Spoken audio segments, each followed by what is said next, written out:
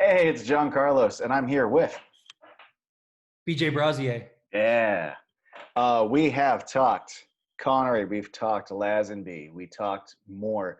Thank God we got past the Moore slump, Yeah, and we are yeah, getting out into. And again, there's different Bond fans with different responses to things and what they grew up with. But for me, this is where we start.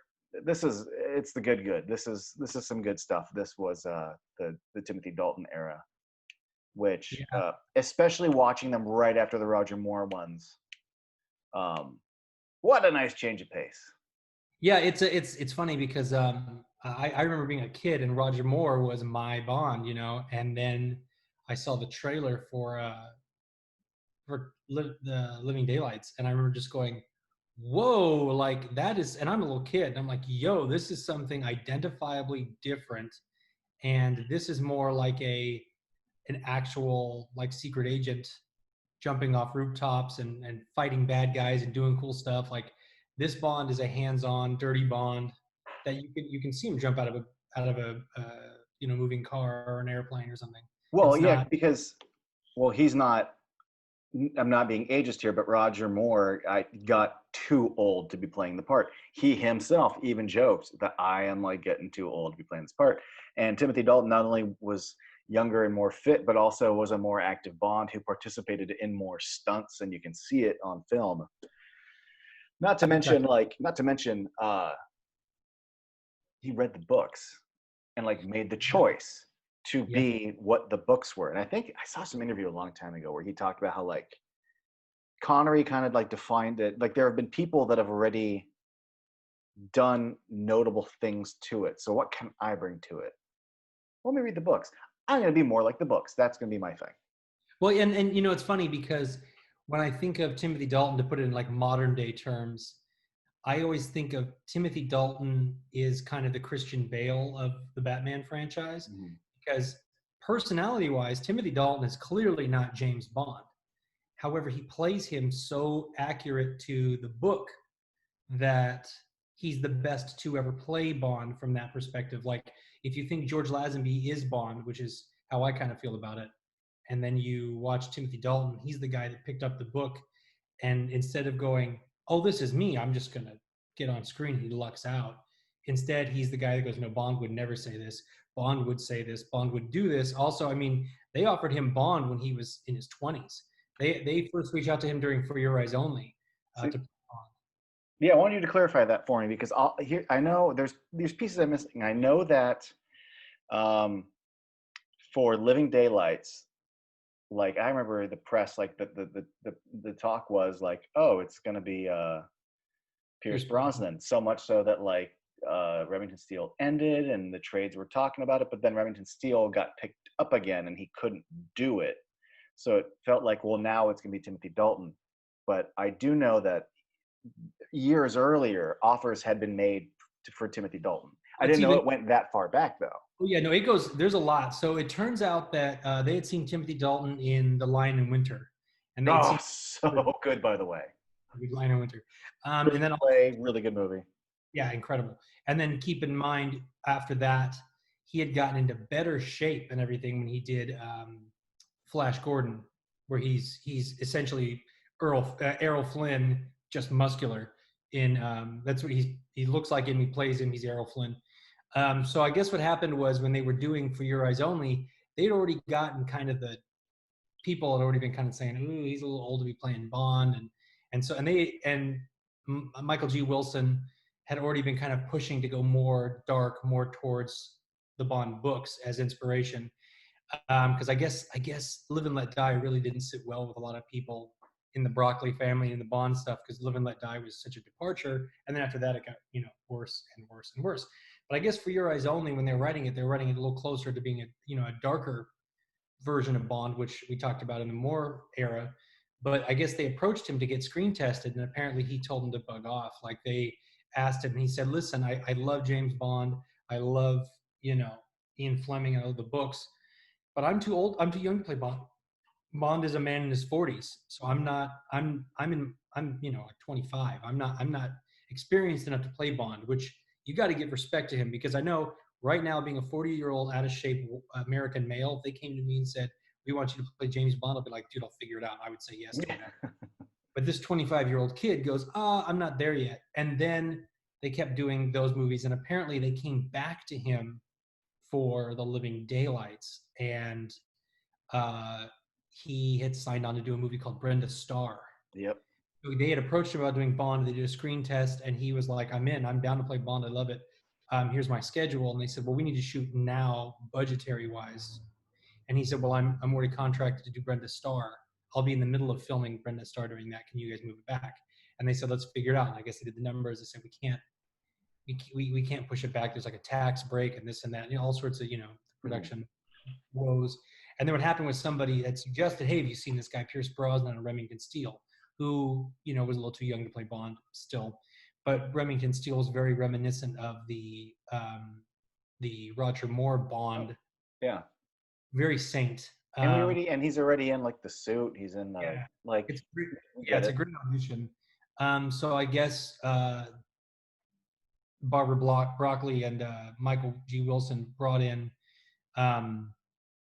Pierce Brosnan. He did a screen test, and there's a story of them going into the theater and Cubby Broccoli sitting, in his seat, and they rolled the lights on. They rolled the film on his screen test as Bond. And I guess the lights came up, and he looked at the ground, and he just went, "Okay, call him." I guess the story, the way I heard it, was very kind of reluctant, where it was like, "We wanted Timothy Dalton, but I guess we'll go with Brosnan." Yeah. But then what happened was, I guess they had a week until Remington Steele would get picked up and extended to full season, and it did. And then what happened? It did like on like the last day they could renew it. Yeah, it was seriously the last day they could renew it. It was renewed. And then what happened was somebody said, wait a minute. Monday is the day that Timothy Dalton could start shooting if we had him as Bond. And they were like, what? So I guess they called over to Timothy Dalton on the set of Brenda Starr, and he says, yeah, and we wrap Thursday. And they said, okay, on Friday, can you get on a plane and fly down here, and we'll just send you the script, and you can read the script on your way down. And he said, absolutely. And so over the weekend, flying down to where they were shooting the opening sequence, it was Gibraltar or something, yes. wherever they did their first Rock Gibraltar. Yeah, the first scene they shot, and I believe it was that. He just flew down, read the script, and gave them some notes. They gave him some notes, and they started shooting. And in the press, it was very much, because they already announced that Pierce Brosnan was going to be. I know. Bond. They'd already announced it. They were already going with it, and people were genuinely excited about it because they were so attached to Roger Moore as Bond, that they were like, "Oh, this guy's a great modern day Roger Moore." And then when Timothy Dalton came back, it's weird because to this day I have people talk crap on the Timothy Dalton Bond movies, and I remember seeing that trailer and just being super excited. And plus, my household, we had watched Jane Eyre. We had watched The Lion in Winter when I was a kid, so I'd seen these movies. I'd obviously seen freaking Flash Gordon 1,000 times, and he was my favorite, Flash Gordon. So I was like, oh, I was cool at 7 years old, as picky as I was at 7. I was stoked, and the trailer was dope. The Aha song was great. So the song is so good. I gave no shits about Pierce Brosnan playing Bond, but I remember at the time there was a oh yeah, he would be good. Okay, for me anyways. Yeah, my first Timothy Dalton, my first T-Dalt was Rocketeer, where again he's playing an Errol Flynn. Oh my God, Rocketeer, dude! It's such a great movie. And he's sublime in it. Like he's perfect. He's incredible. He's outstanding. And he's one of the few guys to this day where, decade after decade, he just shows up in anything. Doesn't matter what. I just go, Timothy Dalton's in it. Yeah, I watched. Hey, it's Doom Patrol. Oh, but Timothy Dalton's in it. Toy Story 3. Timothy Dalton's in it? Oh, Toy Story. You remember how excited? Fucking Mr. Pricklepants. Yeah, dude. One of the first things is you told me we worked together. You were like, Timothy Dalton's in it. I'm like, Timothy Dalton's in Toy Story? And you're like, yeah, he's playing. And I was like, cool, done, Ian. Yeah. I mean, I watched Looney Tunes, the movie, which is trash. I love it because I love Timothy Dalton. Like, I'm down to watch it. Brendan Fraser and Timothy Dalton being stupid with Daffy Duck. I mean, I don't care. It's not a good movie, but Timothy Dalton gets me excited. If he's in the movie, I know I'm going to at least in Hot Fuzz. He's incredible in Hot Oh, Fuzz. Yeah, it's Timothy Yeah, Dalton. the grocery store owner. He's great. Yeah, and when they're jogging, he's like, "You have to stop me. I'm a slasher of Yeah, prices." yeah, With the giant steeple on his neck. It really hurts. Oh, it's so good. he's Timothy Dalton is outstanding, and people when people ever say anything negative about him being Bond, it's I am such a bad person. It reflects on them, and I'm judgmental, and I have a different opinion about them if they don't like Timothy Dalton. Yeah. Not judging you, but I'm judging you. Yeah, one of our earliest the is one of the earliest friend stories between you and I is your Timothy Dalton magnet in your locker. Mm-hmm. I had a License to Kill magnet. Yeah, License to Kill, man. Because between his two movies, and we'll get to it later, but License to Kill is my shit. That is. That makes me so happy. So you prefer License to Kill to Living Daylights? Oh my God! The people that hate Timothy Dalton are going to hate this conversation because it's going to be an orgy of T. Dalt stuff. Yeah. I'm not. We'll see how this goes. I'm not up to where you're at on Living Daylights. I'm not shitting on it, but there's definitely there's some room for improvement in my opinion. But I watched License to Kill and I'm just like, that's great. No, License to Kill is really good, dude. Like I'm getting excited. I'm getting giddy because I'm thinking License to Kill is fucking cool. So in Living Daylights, I can tell you that because it has two opening sequences, which is really strange. It has two opening sequences. It has a pre-title, and then right after the title sequence, it feels like another pre-title, which is interesting. It does. It's two pre-title sequences, and what's funny about it is, thinking about it now, it feels like, God, that must be a lot. But when I watched it, because I watched both of them this past weekend, even though I know these movies, these are my two favorite Bond movies. I know them incredibly well. So, but I went back and watched them, and honestly, the Rock of Gibraltar sequence goes by so fast, even though there's so much going on. It goes by incredibly fast. It's incredibly fast paced, and then all of a sudden you get to the opera sequence, and Bond as the assassin, or he's supposed to be taking out the assassin, and he has that cool jacket that velcros over. Like, so cool. Yeah, that flap and the little collar. Yeah, and I love like the way he treats. Is it 008 or which is it? Is it 00? Is he a 00? I don't think he's a 00. I don't think he should be. If he's a 00, the people. Sorry, the people in the opening sequence are 00s, but this guy is just. Right. Okay. He just works for the British Secret Service. He's a pencil pusher. Because see, that's how it feels. He like everything. God. I don't even know. It's hard for me to even talk about it because I just go, I like all of it. But it's so well done. Timothy Dalton also, like, when Roger Moore would have to like, it's a magic can opener, or even Sean Connery have to do his little thing and use the watch and shit. And it was just so obvious and so silly. He walks in very casual and just goes, puts together the gun and goes, bring the chair. And you're just like, oh, like an assassin would do. He's not weird about it. It's not a show. And he's performing like he absolutely knows. Like I hate when you're aware I'm watching an actor, but he sits down. I'm like, oh, he knows what he's doing. Yeah. And he's all business and like, let's go. Yeah. And to jump back to the Rock of Gibraltar sequence, something that he does so well, on top of actually being on top of a moving vehicle, which is pretty cool to see. There's some rear projections like shoved in there. I don't even know why they're there because they didn't need it. He really did he did it. And you see shots of him on top of the Jeep, and it's like, what the hell? But something in addition to doing his own stunts and believing that this guy's running down a hill and can jump on a Jeep, which we haven't had since like the third, or except for Lazenby, but like the third Connery film. But Lazenby, you believed it when he's sliding on the shield down the sled thing. You believe all that. You believe this guy's doing it, and then on top of it, when he delivers that first shot of him turning around is. Oh, I love it, dude! It's a little pushing, and the wind's blowing his hair as he's so perfect. You didn't even know which one was Bond before he turned around. But something that's so great is that when he lands on top of the boat, it's written, directed, shot, and acted so well. Whereas, it's the hot, MILF sitting on the back of her yacht, and she's like, I need a real man. These are all like these polo players and blah, blah, blah, blah, blah. And then, of course, Bond lands on top of the thing, rolls down the thing, and he isn't being like, fur, fur, fur, fur, fur. He's just like, sorry, I need to buy your phone. Boom, she'll call you back. And he goes, da, da, da, da, da, blah, blah, blah, blah, blah, report in an hour, And she pulls out a glass of champagne. She goes, won't you join me? And it's like, better make it two. I love that because you told you like he's beautiful. He's not a 70-year-old guy with a spray tan on and a bald spot who just, who looks like he should have broken his leg landing on the boat.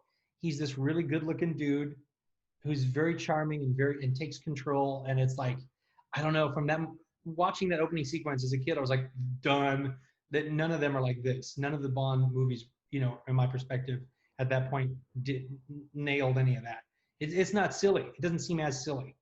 Yeah, it's there is a little bit Oh yeah, of residual Roger Moore era silliness in this.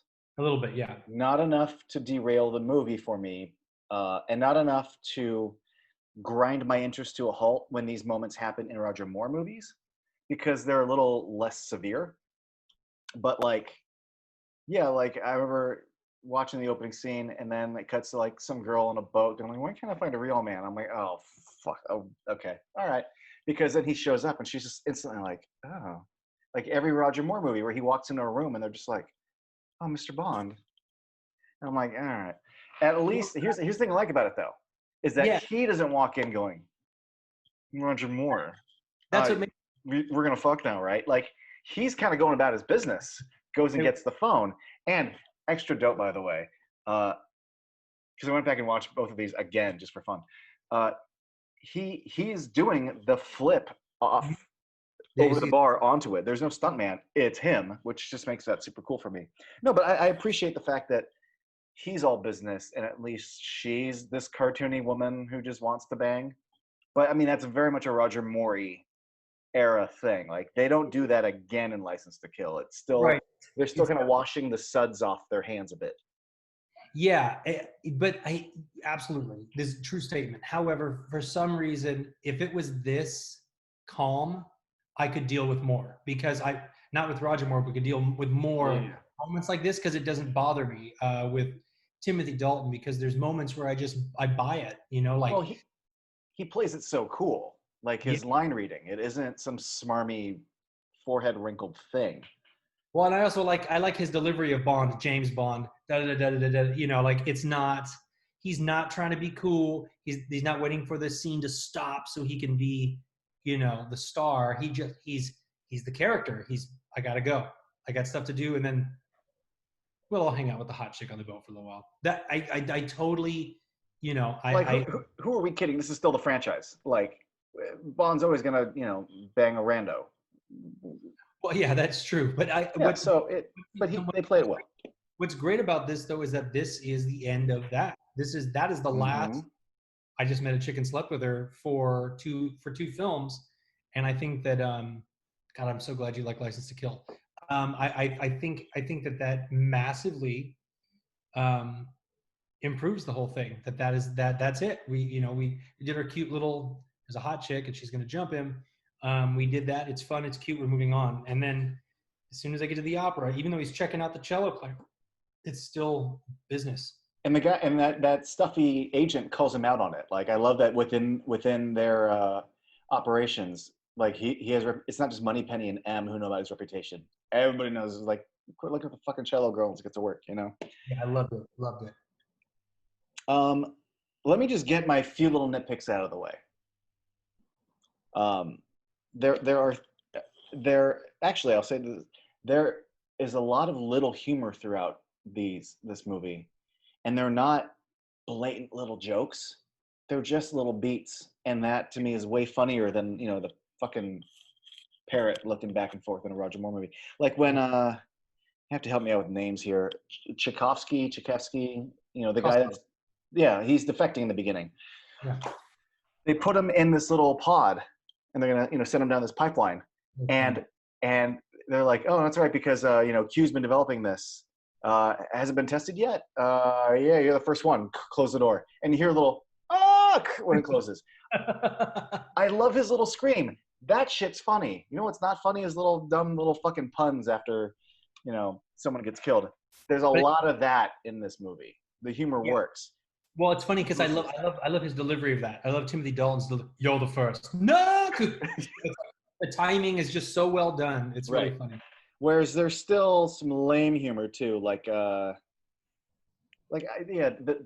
big lady who's gonna seduce the guy. I'm like, this seems like Roger Moore shtick. And Yeah, I agree. also, I think the what's the defector's name again? Koskov. Koskov.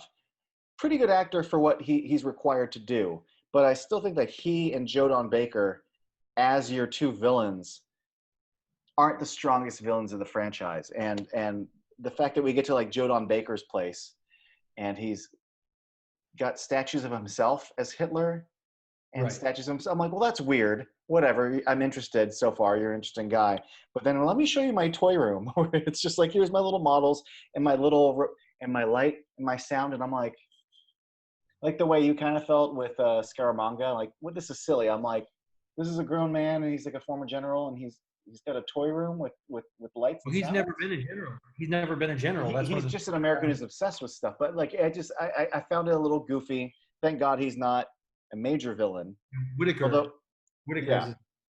I do find it structurally that actually there's a lot about this movie that works. But the climax of the movie is Bond fighting the henchman on the plane, and Karscroft or whatever, I'm never getting his name right, escapes. And then Bond fights Jodan Baker in his little museum with his gun with the face shield, and Bond never shoots him like in the leg or anything. And then the main defector just sort of, he gets busted, but like I don't get to see like the villain defeated. I get like the villain walks away after the climax on a plane. These are nitpicks, but not the strongest ending for me. And then there's some humor that doesn't work, very little. But I am not a fan of the sleigh ride in the cello case. What? I think awesome. That is awesome. No, I think that's Roger Moore shit right there. I still to this day I was also like, that's pretty cool, right? It didn't bother me. No, I went, it was a Roger Moore movie, right? I will say this is because they get in a cello case and they have a chase. Yeah, in a cello kit. Yeah. Yeah, it didn't bother me. I thought that was cool. I thought it was really inventive, and I liked it. Because I got to be real, easily the best Bond car of all the Bond films, in my opinion. I think this is easily the best Bond car. Like of any of the Bond cars, I would want this one. Yeah, I forget what the letter number is, but it's an Aston Martin, not it's the Aston. But yeah, I wish I would have seen this movie when I was a child, because that is the Bond car of like my 7-8-year-old dreams of lasers that shoot out of the side. It's got a fucking the Batman's turbine engines to speed. Launcher on the back. But yeah, it getting into that like little wooden farmhouse and driving around, that's some Roger Moore shit, but it's not that awful. It's not an alligator submarine, but it's they're trying to be funny with it. Well, I like that he's driving in reverse, and then he goes, time to leave, and he just goes boom and drives forward, and the thing is sliding on the ice. Like to me, the action sequence, because another thing that bothered me about Roger Moore is it's like, we're being funny, ha ha ha. Right. But everybody watch, the car is going to flip. And you see it landed, and you see it keeps driving. And okay, now we can cut back because we had to make sure we had every inch of that stunt. Right. The car on the Aston Martin on the ice, like it's exciting. Like, and they're and he's time to leave. Or I also his delivery in those funny moments. Well, funny. Where he's making the quips about the car is I like his face when he's dead serious. He goes, I've had some optional extras, installed. That's not funny until now. Like when I first saw the movie, it went like this. But when I see it now, I'm like, that is fucking hilarious. He's making a reference like, oh, I added air conditioning to the car. Yeah. And it's clear you have a missile defense, bulletproof glass and it's so dry because he's not playing it like he's saying a joke. He's yeah. actually quipping the way you should quip by making it serious. So funny. Like now as a kid, even in my younger years, I just be like, oh, now hearing him say that just makes me, it genuinely makes me laugh. So like, you hear what he just fucking said? But he delivers it so serious. I find a lot of his jokes land because he's so serious. Like when they first have Koskov at the safe house, and he says the brand was questionable, so Don Perignon. So he dropped thousands of dollars on this lunch, all on the Secret Service's credit card, and just the way he delivers everything, it's so. Even the way he talks to Moneypenny, it seems genuine. It's not Roger Moore being Roger Moore. It's genuine. I don't know. Timothy Dalton is leaps and bounds better than anything Roger Moore ever did in this film. Him and Q have a great relationship.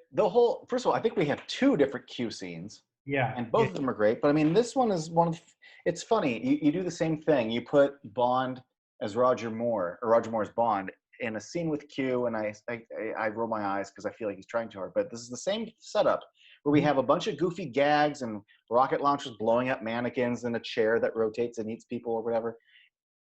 Something about the tone of this one and the way the way Dalton's energy bounces off it, the humor resonates more. Yeah, and and if that scene is an orchestra, like everyone's playing it correctly this time. I love the Q scenes in this flick. Yeah, and I do like the new I do like the new Moneypenny quite a bit. One of the things in License to Kill that I didn't like was I didn't think she's in enough. She's only in like one or two scenes, but they're very small. What I like about this one is that his exchange with Moneypenny is much more like the cool guy, and the girl next door has a crush on him, and he's flirty with her, but nothing ever happens. It feels like that in Living Daylights, 100%. And I like how Timothy Dalton as Bond is being an asshole to Q, and Q is being an asshole back, but it's not like this game of wits. It's more like these two funny old friends are giving each other shit, and it totally comes off that way. Oh, quite, like when he goes, oh, quite appropriate, 007, a wolf whistle. And he goes, you mean, no! And like, it works. All of it really works. Yeah, all of that really works for me. In regard to Whitaker, Koskov, and God, he's not a villain, but the guy from Indiana Jones. But we think he's going to be Pushkin. General Pushkin. I will say that the henchman is on Russia from Love level. I think that he's dope. I think that he is a physical match for Bond, where you're like, Bond's going to get his ass kicked. I love every time you hear him, you hear the Pretender singing "Where Is Everybody Gone." Mm-hmm. I love that he kills Pretender songs. A great niche is that that he kills people with his Walkman. He has Coke bottles. Like, to me, in the 1980s James Bond movie, I feel like this one hit all the beats of the stuff that people liked. That's why I don't understand also any hatred for Timothy Dalton. Any hatred for Timothy Dalton, from my perspective, is people who clearly just haven't watched the movie, so they don't know. Kind of like On Her Majesty's Secret Service. I'm like, you don't know because you haven't watched it. But the henchman doing that stuff is just dope. I like his changing accents. Every time you see him, he has a different accent when he's trying to get in somewhere. I dig that. Koskov, one of the reasons that Koskov and Whitaker are so boring, and while they are silly in certain ways, like Whitaker with his statues and his toys and stuff, and pretending to be a general, I hate to say it, but they're two of the more realistic side of actual villains that do this crap. They're the most realistic villains. Yeah. Compared to Connery and the Moore era, absolutely. I just also find them to be a little flat. Even if they're more realistic, they're not that engaging. Yeah, I dig Whitaker. I'm whatever about, but Koskov, I actually genuinely dig how he plays the character, because there's a moment Well, even when they catch him, when Pushkin catches him and says Yorgi, da da da, and they hug each other, and he's like, "Oh my God, Whitaker was holding me hostage," and da da da, and Bond is standing there just like, I all of that is so great. His reaction to Pushkin saying, in a diplomatic bag, and he's like, when they grab him and take him outside to kill him, or all of that works really well. Bond's interaction with Koskov, all of that stuff really works for me. So that character and his screwing with everybody to pretend to defect and not, I dig all of it. But I point taken on them being villains that aren't Wrath of Khan level. They're much more like Star Trek 3 level villains, and I get that. But I still, for some reason, it really works for me because I just see. I'm like, oh, there's the guy from Korea. No, there's Trump. Well, Oh, like I just see real people that I consider to be in those spots. they work fine. It's just that when it comes to the movie's strengths, they're not the Yeah, they're not. standout. No. I Pushkin, man, you want to talk about a strength of this movie? Pushkin, okay, I remember being so disappointed in the opening scene not the opening scene, but the debriefing scene, where you find out that like Gogol's replacement is this guy Pushkin. And then once you start getting to the story, I remember thinking like, this would be really cool if it was Gogol, especially since we had him for all these movies. And then I found out that apparently it was supposed to be him. Yeah, but and then his health was so shit, he could only come back and film for like a day as a cameo at the end. He died right after. Yeah. So I get why they had to change it, but also I thought it was fun that Donovan from Last Crusade, yes, 3 movies prior, was the bad guy. And then I can't remember her name. Was it Ilsa? But, Alison Doody from Last Crusade, like the Austrian girl, mm-hmm. who ultimately is working with Donovan. She is in the last Roger Moore movie. And now we've got Sala. Like, we're just poaching indie actors for this whole franchise. Bond, as you know, are... Oh, actually, Last Crusade hadn't come out yet, so you can't poach them. I'm just saying you look back. Well, but Sala was in Raiders. Yeah. Raiders. So, but I mean, it's interesting because the Bond Indiana Jones connection, as you know, I mean, from Indiana Jones's creation is the pitch.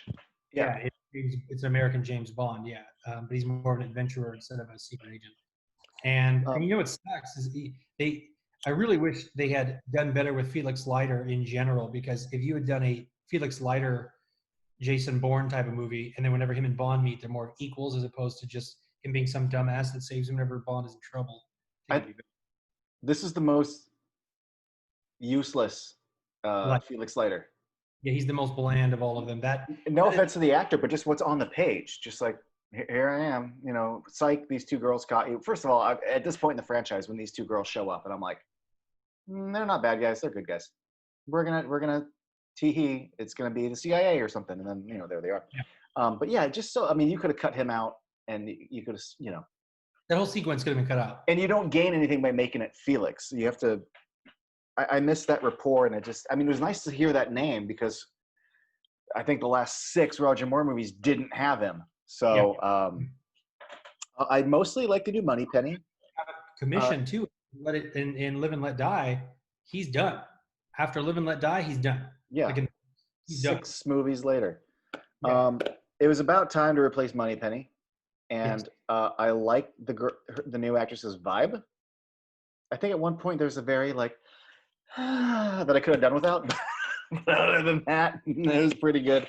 I'm just kind of going back over some things you mentioned. The guy he uses, like, it's one thing, you do come to the Bond movies to see spy gadgetry where what looks normal to you and me, to civilians, is really a something.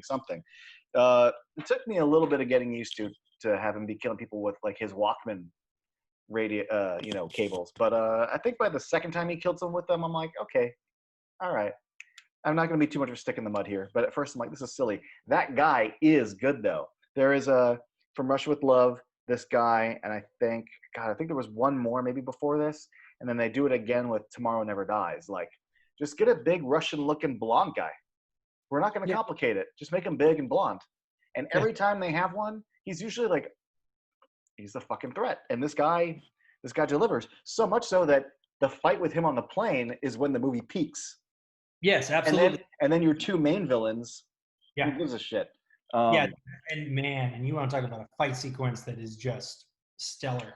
The stunting on that of these dudes hanging off the back of a net off the edge of a plane. I mean, even when you know it's stuntmen, because back in the 80s and 90s, we always had wide shots with stuntmen. It's still impressive to see like those dudes Really doing flying it. over the air. Yeah. Oh yeah, and then when he's cutting I remember when he grabs the knife. I remember seeing it in theaters. He has the knife and he starts cutting his shoelace, and everybody's like, "Oh my god!" And see the guy just go, "Run!" He's falling, holding the. So great, like it's just so great. And that the shots of the two actors, they're actually hanging on that thing for real over a model of the desert. When they shot, they had the camera coming down on them, and they're really hanging there. So they would spend hours and hours, and they're like, "Oh yeah, we are so sore, like." We don't even know how the stunt guys are doing this, hanging off That's the cool. airplane. But if you look under them, you can. I mean, if you look close enough, you go, "Oh, that's a model of the desert. That's really interesting." I mean, they're still 10 to 15 feet above that. So if they had fallen, they'd have fallen this like padded model that would not be fun. It's funny that we're talking about the climax and the ending, because something I wanted to bring up that I remember when we were talking about the Roger Moore movies, you were saying that like the last two or three really felt like they were TV movies. Yeah. And I'm watching this for the first time in a while, and I had this sinking feeling while I'm watching it, where I'm like, camera's not moving this shot. Camera's not moving here. Camera's just locked down on a tripod here.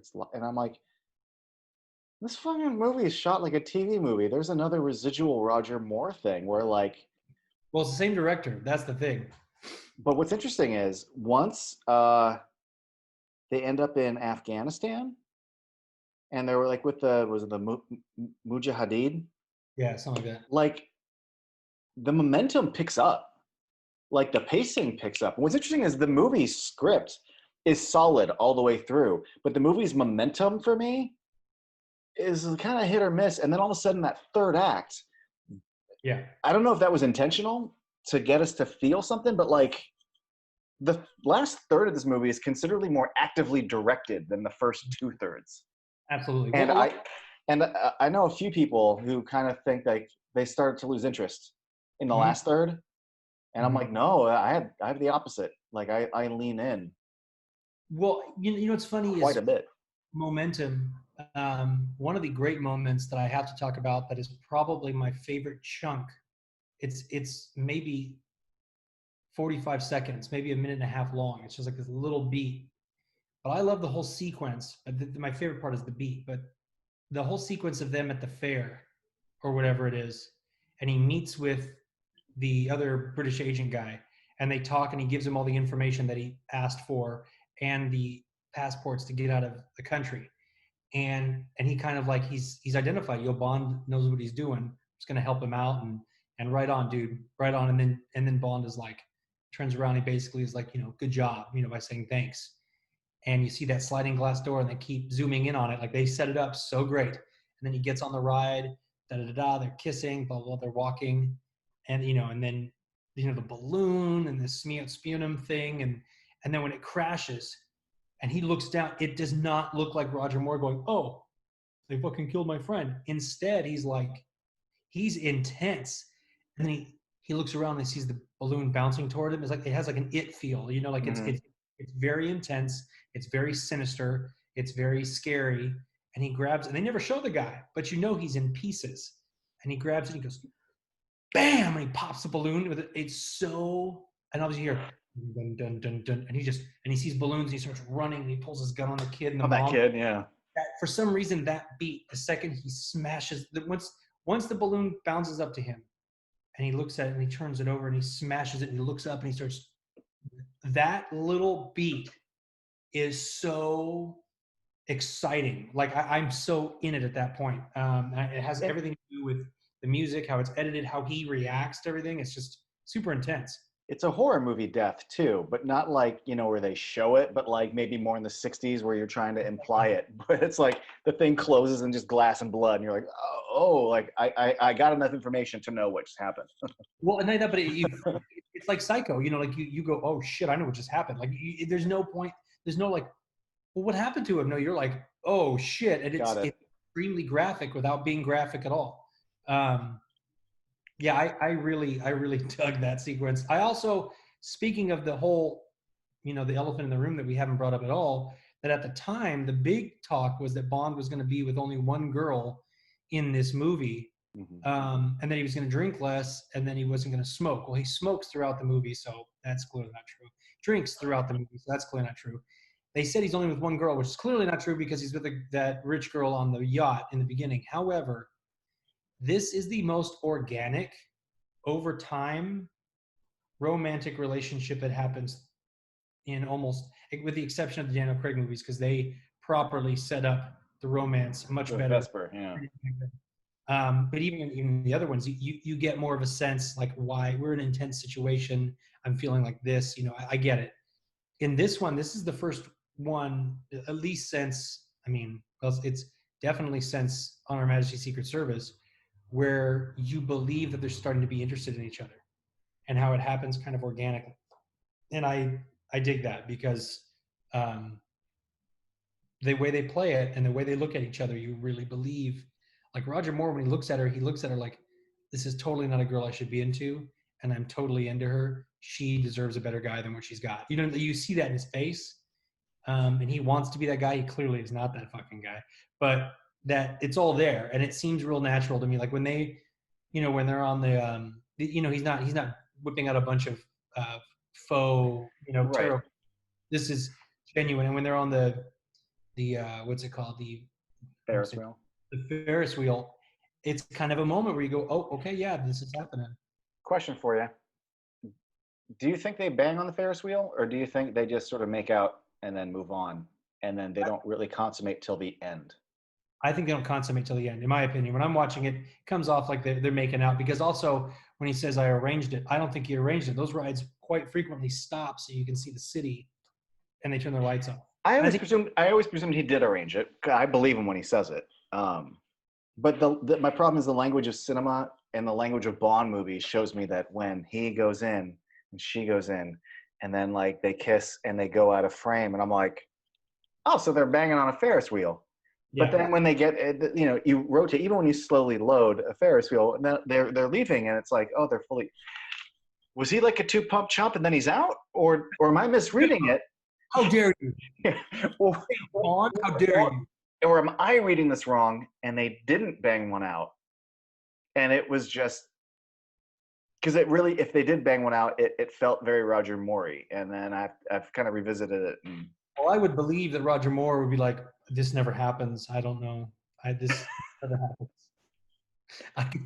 To me, I think that's a Roger Moore, but to me, it doesn't come off that way. But you're right. Formulaic wise, yeah. Formulaic, situation and pan out and all that stuff would suggest that. But when it ends, they're kissing. But then it didn't feel like it once the scene progressed. I got a little confused by that. I don't dislike her, and I'm not impressed. I think she's whatever. But I think their relationship is written well and performed well by him and performed by her to the best of what she's. But in the end, I don't really find myself caring much for her. I'm with you. I don't care. I'm most, when I watch Bond movies, I'm either into them or I'm not into them, and I am not into her. She's also not very my type, but I get it. So like watching it, I go, oh, they're caring about each other and da da da da da da. It's not like, Terry Hatcher showing up in one of them where you're like, oh, it's Terry Hatcher. This is I go, oh, okay, and he's digging her and she's digging him, and he's, I don't know. This is where we start to see the damaged Bond, kind of like in Our Majesty's Secret Service and in GoldenEye, which is a good reference, where you see a damaged Bond kind of just looking for someone that is safe, and he can't help himself, looking for, comfort in a young lady's arms. And yeah, she's pretty kind of, and I get it, and they seem like it works in the moment. But I think it's done well. I definitely, she seems very dumb. She's dumb without being. She's a civilian, Yeah, but without being the dumb Bond girl that's like, I'm an agent, I can't fire a gun, They're from the Roger Moore era. Yeah, dude. Yeah. So she's not like that, but she's much more like like in the car. She goes, "What is this?" Like I believe her. I really believe her in that, and I believe that he's into her, and I believe that she's into him, and so that's what really works for me. In the other Bond movies, it always looks like these hot supermodels that don't look like they're into him and have to pretend, "Oh, James," and you're like, "Come on." Well, she isn't some non-entity. Like she is a character with her own role as far as because she's what's his nuts' girlfriend, and that's why we need her for information. She is a pawn in different people's schemes. So like she's not frivolous as far as the beats of the story go. But Right. as far as just my personal interest, I realize that I tend to like Bond girls who are more capable. Like I Mm-hmm. like when they are an agent or at least within their field. Like even like the main girl in Goldeneye. Like when they're experts in their field, when they are capable of taking care of themselves because they are military or because they are this or that. I agree. And I realize when they're just like a civilian caught up in it, I tend to not care. And that's, I think for me, is I just don't care. Makes But sense. she's fine. Lucky for you, there's this movie called License to Kill when we get there. Lucky for you. Pam Bouvier is cool as fuck. I like her a lot, but we'll get to that later. But Pam is the type that I tend to like. Michelle Yao, bro. Michelle Yao. Yeah, she's great. She's the best thing about that movie. The Yeah, best thing about that movie. She she shows up is. to work. Let me say this. Another thing that I quite like about this movie is that the story is twisty and it also never stops to go. Are you getting it? Let me do the speech where I lay out what's happening so the audience can make sure they know. But he not only do we follow a defector and then he gets captured by the bad guys and we find out, haha, that was a lie. But Bond knows something's up. So when he goes to talk to, is it Kara or Kara? I forget what her name is, but the main girl, he is pretending. His whole cover is a ruse. And then later when he runs into fucking Sala, we learn more. And then his assassination on him is a ruse. We're still not even sure how much he knows about, there's at least 3 different beats where people, tell me his name again, the defector. Koskov contacts Kara and tells her he's a bad agent. You need to poison him. And at no point are they really laying things out for you like a dummy. They're just like Bond's just playing it, and you're like, oh, that's not okay. I get what Bond's doing now. I got you. Yeah, well, I like when he's using the truth and a little bit of the lie to get her, and then Yep. Koskov does the same thing by telling her a little bit of the truth, but there's a lot of a lie there too. So it's twisty and turny, and it seems real. It seems real. It seems very real spy shit. Yeah, well, I mean, again, we're in the 80s.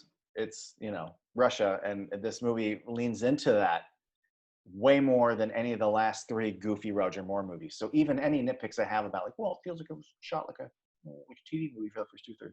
It's still a pretty major tonal shift because those last several Roger Moore movies were they felt like they were meant so that kids could watch them too. Yeah. And this one starts to treat it a little more seriously while still giving us sliding on a cello case. Or that, have you seen the deleted scene where he's on the magic carpet? I'm so glad they didn't do that because that's glad that's gone. Okay, you know what? And I just remembered something from the beginning of the film that you just reminded me of that. So I have to point out that 100%, this is not a discussion. It's just not. The pose of Timothy Dalton in the gun barrel sequence is easily the greatest James Bond pose in the gun barrel. It looks just like the logo. He does his thing. He doesn't drop to one knee. He's not wearing a bowler cap. He's not wearing bell bottoms like Roger Moore. And he doesn't look like he's not going, which even the Connery one where he does a little skip. I'm like, you guys didn't go, let's shoot that again. You look stupid. No, let's use that one. Okay, we'll use it for 3 movies too. Okay.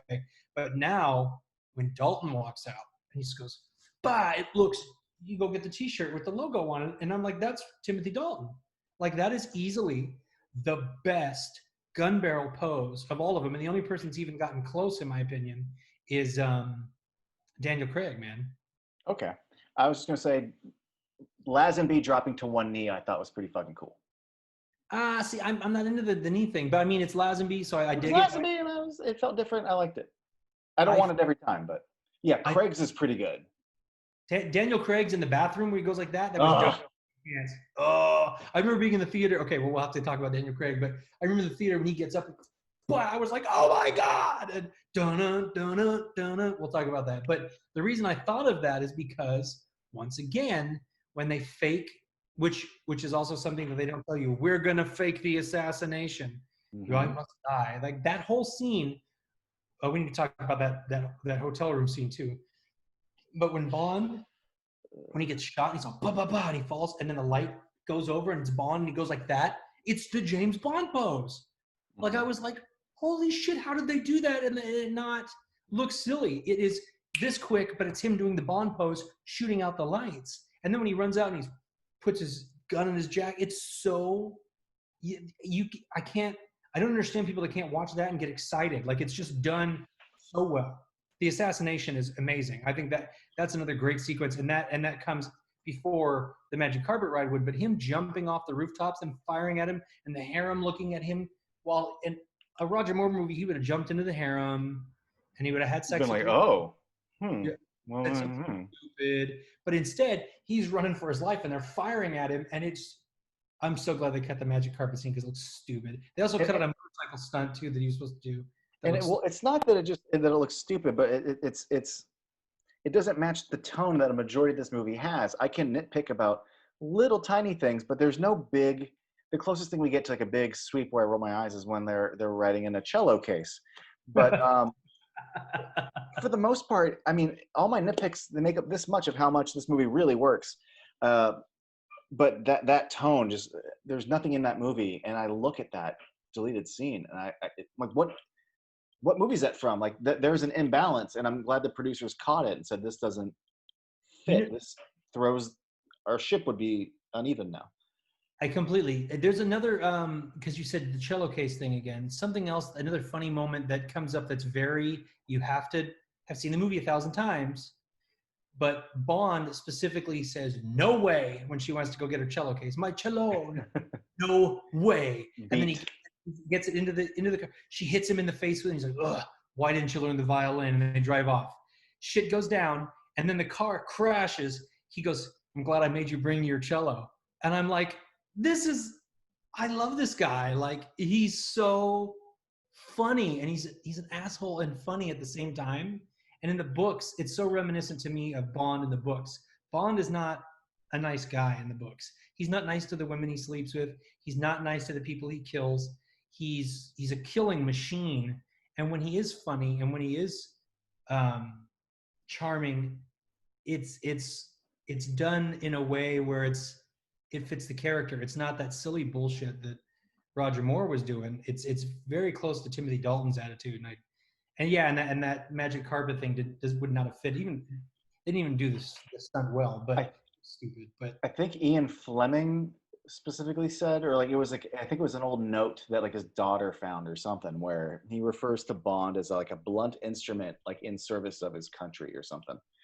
And and you look at Timothy Dalton, and it's not just the eyes and the performance, but the carriage and just the speed. Like, again, when he at the fake out assassination, that turn at no point. And here's the prime example: is the scene before where he goes to Salah's apartment. There's one really troubling part of that I'll get to. Otherwise, a superb scene. I love that scene.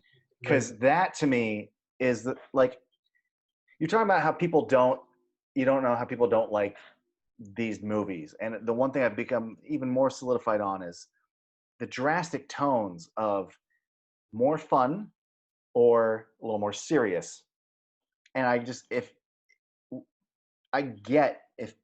when people prefer Pierce Brosnan or Roger Moore or Connery, because they want some goofier, lighter shit. Like when they go to James Bond, they don't want revenge and coke dealers and sharks and when which is funny because now they're praising it in the Daniel Craig era because like audiences maybe want that now in a way that audiences didn't want then. Keep in mind at the time, The Living Daylights was the highest grossing Bond film up to that point. Just gonna throw that out there. Was it? Well, maybe it wasn't the highest grossing, but it was a huge jump from, I guess. No. I'm thinking of License to Kill. You're right. Yeah, Living Daylights did do well. Living Daylights was a huge hit. It was like a massive. License to Kill? No, Living Daylights. Yeah. Okay. Yeah, Living Daylights. Yeah. License to Kill is the least grossing Bond film. No, but if you don't like, here's what I'm getting at. If you like Roger Moore, if you even like Connery and stuff, you get to the scene where he goes into. I'm just gonna keep calling him Sala. He goes into his hotel room.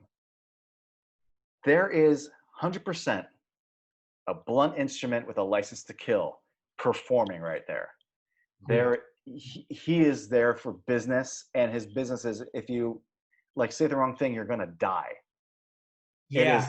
It is, and the fact that everything from him being behind the door to his pushing him onto the bed and him leaning and having the gun out, it's probably the best scene in the movie for his performance. And I go, that's what I want out of a Bond movie. Yeah. No offense to the silly stuff, but I think I tend to like my Bond a little more serious, and this is what I want right now. My only problem. Oh, go ahead. I love that he has the giant silencer on it and stuff, and the shot where you see his full body, and then he tells him, he goes, "I don't know what you're talking about. I'm not involved with Kuskov. We didn't get him back. To my knowledge, he's in your custody. Blah blah blah." And he goes like this. He goes, and he readjusts the gun. It is so, it's real. Like you're there. Like this is what's. He doesn't know who to trust. And then he says that I must die, and then that leads into it's just so well done. I love that Bond in that moment grabs the girl, tears off her top, and pushes her in front of the door. So the security guard, that's the part you don't like. Well, the security guard goes, huh? And then it just distracts him enough for Bond to take him out. I can speak to let me try to be objective and let's say it's not a real woman in the moment. I get how you are trained to take what's in the environment and use it to create a distraction, to create an opportunity for you to, like, I get it, but when I watch him reach up and rip her fucking top and grab her, I'm like, bro, that's assault. Oh, and I was watching it with Tracy and she was like, ugh, and I'm like, that scene didn't age well. Holy shit. Like, that is assault, but it's okay because he's like the good guy and he's a spy, and it's whatever. To me, and keep in mind, in just how you said, in the coke chase, the coke smuggling Timothy Dalton spy world in 1987, that would be considered a valid distraction. Wait, what? It's right. And that. If it hadn't been if it had been a guy, I don't know how they would have done it. But in any situation, like because I'm trying to think of like, well, if it was a guy, but yeah, just imagine like he pulls down his shorts and his dick and balls are out, and the guy's like, wait, what? And he's like, oh, covering up his dick, his nipples, like, oh. Wearing the shirt you're wearing, it is even more appropriate. But yeah, I like your Wonder Woman earphones. Yeah. Golden Lasso. But yeah, for the time, I think it works. Obviously now in movies, it definitely doesn't age well from the perspective of, yo, that's assault. Well, he did also walk into the room and knock down her boyfriend, hit him in the back with a silencer in his face. So I mean, he murders people. I get it, but like, she's like an innocent. She's not a part of it. And even though for the '80s, I get for its era how it functions as a distraction. All I know is like 2020 on my couch. I was like, oh, that was awkward. Oh God. Yeah, no, I mean, point taken. Absolutely. Yeah, it's not the most offensive thing ever, but I am like, we do define that as assault now. Just FYI. Yeah, it's interesting to me that he would even help Bond after he did. You know what you did to my wife? Yeah. You stripped my wife's shirt off. Yeah, I mean, but I think overall, it's great to see a Bond that you believe can do all of the stunts, you believe the girls are attracted to. You know, he's beautiful. Every female in my family talks about how beautiful Timothy Dalton is and how sexy he is. I look at Timothy Dalton and go, yo, if I could pick what I look like and who I kind of would I'd probably pick something close to Timothy Dalton. If you read the books, Timothy Dalton looks, acts, sounds like James Bond. If you like the gimmicky crap, there's just enough in it to make you go, ooh, I do want to watch this. There's a car with lasers and shit. Yeah, you're still giving the audience that Yeah, comfort. I think that this movie is and that's what's really tragic about it is because whenever someone tells me like and no offense, somebody on your Facebook account said, "Oh my god, as soon as the truck did the wheelie, I was out." I'm like, wrong movie, asshole. Like, if sorry, but if you don't know the movie, don't comment on it. Don't comment on it. You know, it's like when people go, "I love Nightwing." Nightwing doesn't wear this. He wears this in the cartoon. He's never wore this. Hey, Like 24 movies. Sometimes people just get confused. he did two. He did two. They can remember the difference between GoldenEye and Die Another Day. They can remember the difference between Living Daylights and License to Kill. Unless they go, you know what? I haven't seen these in a long time, but I remember one of them, he had a truck. That part sucked. I'd be like this. Okay, when he goes, and you said, I'm watching Living Daylights. I don't know. That movie sucked. And once the truck did the wheelie, I'm like, that's in the last scene of the movie, and it's the wrong movie. So you watch the whole movie. But BJ just owned. Look at that. I digress. Like, you can't go, you know what, man, I hate the Joker in Batman Begins. I hate the Joker. He's stupid.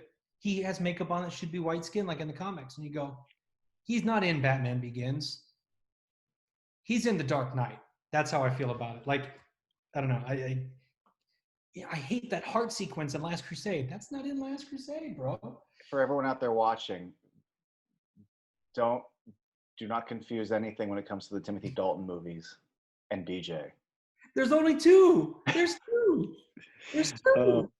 I'm using them as what I'm my my Coca-Cola. I wrote that I catalog the four beats that I say make it feel like a residual Roger Moore movie. One, the girl just automatically wants to bang in the beginning. Yep. Two, it feels like a TV movie for most of it. Three, it ends with "Oh James." I'm like, and thank God, I think that's the last "Oh James" we get in the franchise. No, do we have License to Kill again? I think. No, He doesn't. It's a similar kind of moment, but there is no "Oh James" spoken. You've seen it more than I have, but I think there is, dude. Let me see. I'd feel comfortable betting like $10, $5-10 that there is no "Oh James" in License to Kill. And then the fourth beat that makes it a Roger Moore kind of movie is when they get to the safe house and like it gets a little too cutesy with the real shit that's really a spy shit.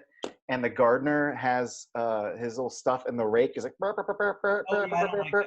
I'm like, well, who are you fooling if you get close enough or you have binoculars and you see a rake acting like a satellite? I know that you're spies. This is bad spy shit. This is just goofy for goofy's sake. Those four things. I have the scene queued up. So when we start talking License to Kill, we'll see if there's an "Oh James." Oh, so okay, we'll find out.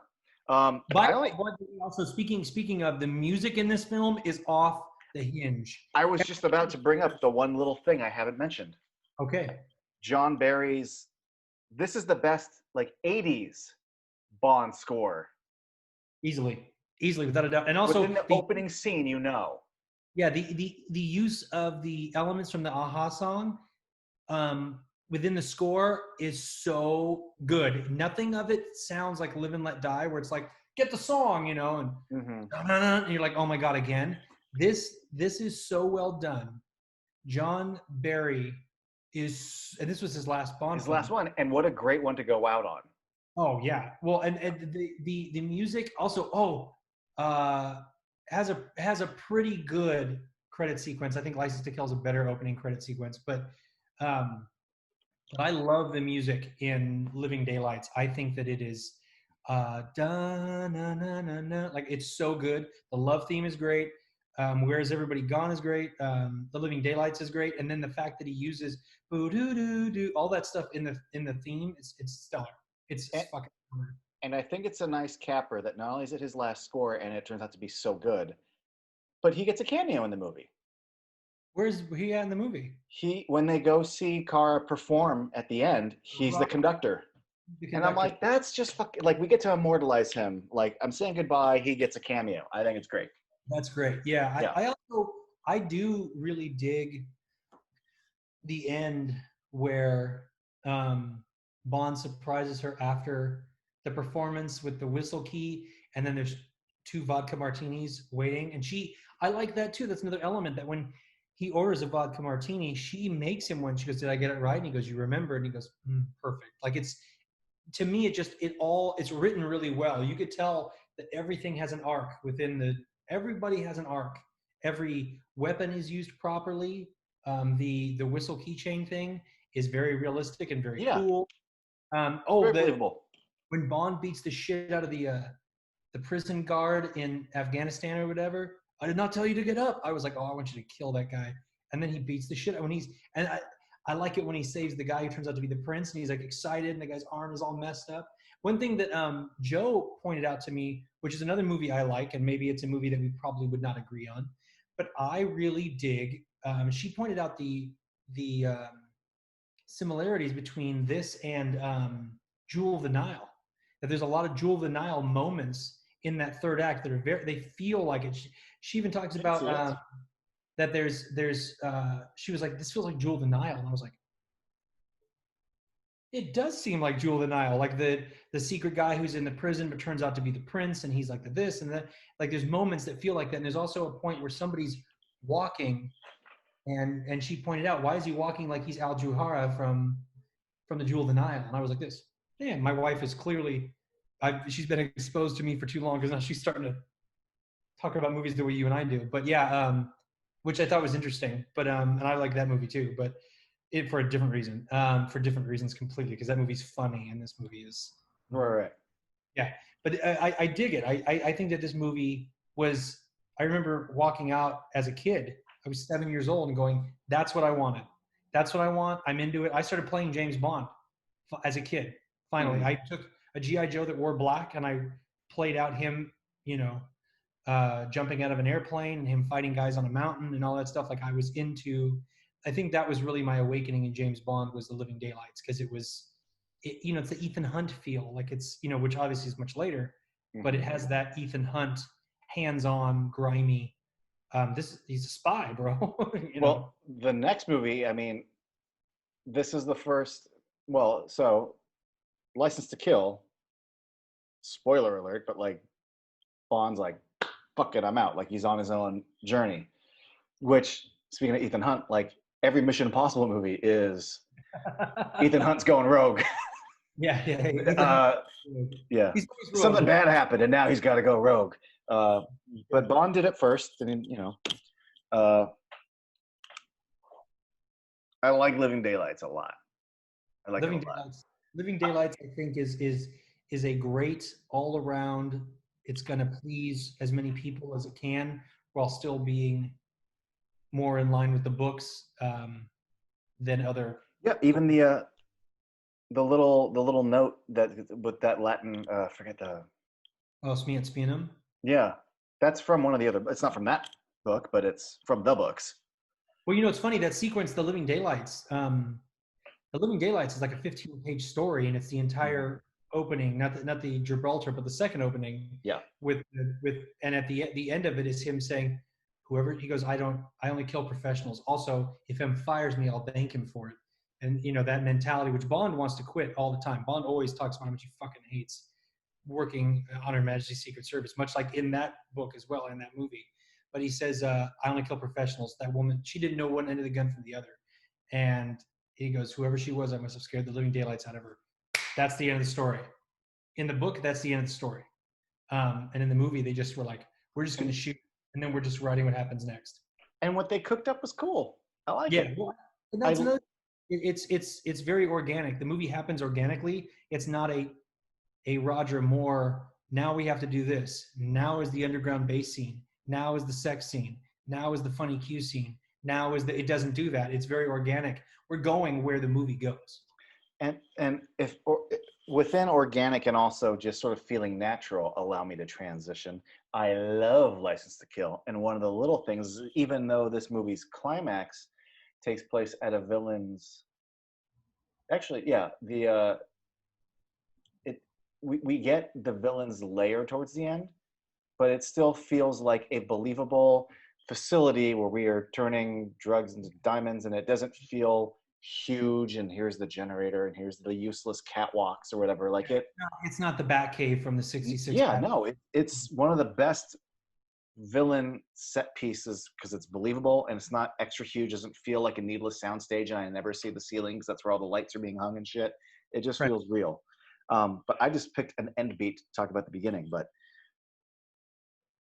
I love when things break formula. One of the things that's so great about On Her Majesty's Secret Service is that we spend the beginning of the movie just Bond just hanging out with a girl and doing his own thing. And then like 20, 30 minutes in, then he meets a villain who offers him information who he then eventually brings to the agency. And here we have another thing where there's no assignment. There's Yep. there's a wedding and he joins Felix on a mission and things escalate to a point where we're gonna literally like have him not have his license to kill anymore, hence the title. Like it's so fresh. Mm-hmm. I like the breath of fresh air. And normally I've never mentioned this in the other discussions. I normally don't like movies where Bond comes to America because I like the idea of going to exotic faraway lands. And every time we're like, visiting Louisiana, I'm like, no. Oh, we're visiting Vegas. I'm like, oh, we're going to Brooklyn. And I get Yeah. it.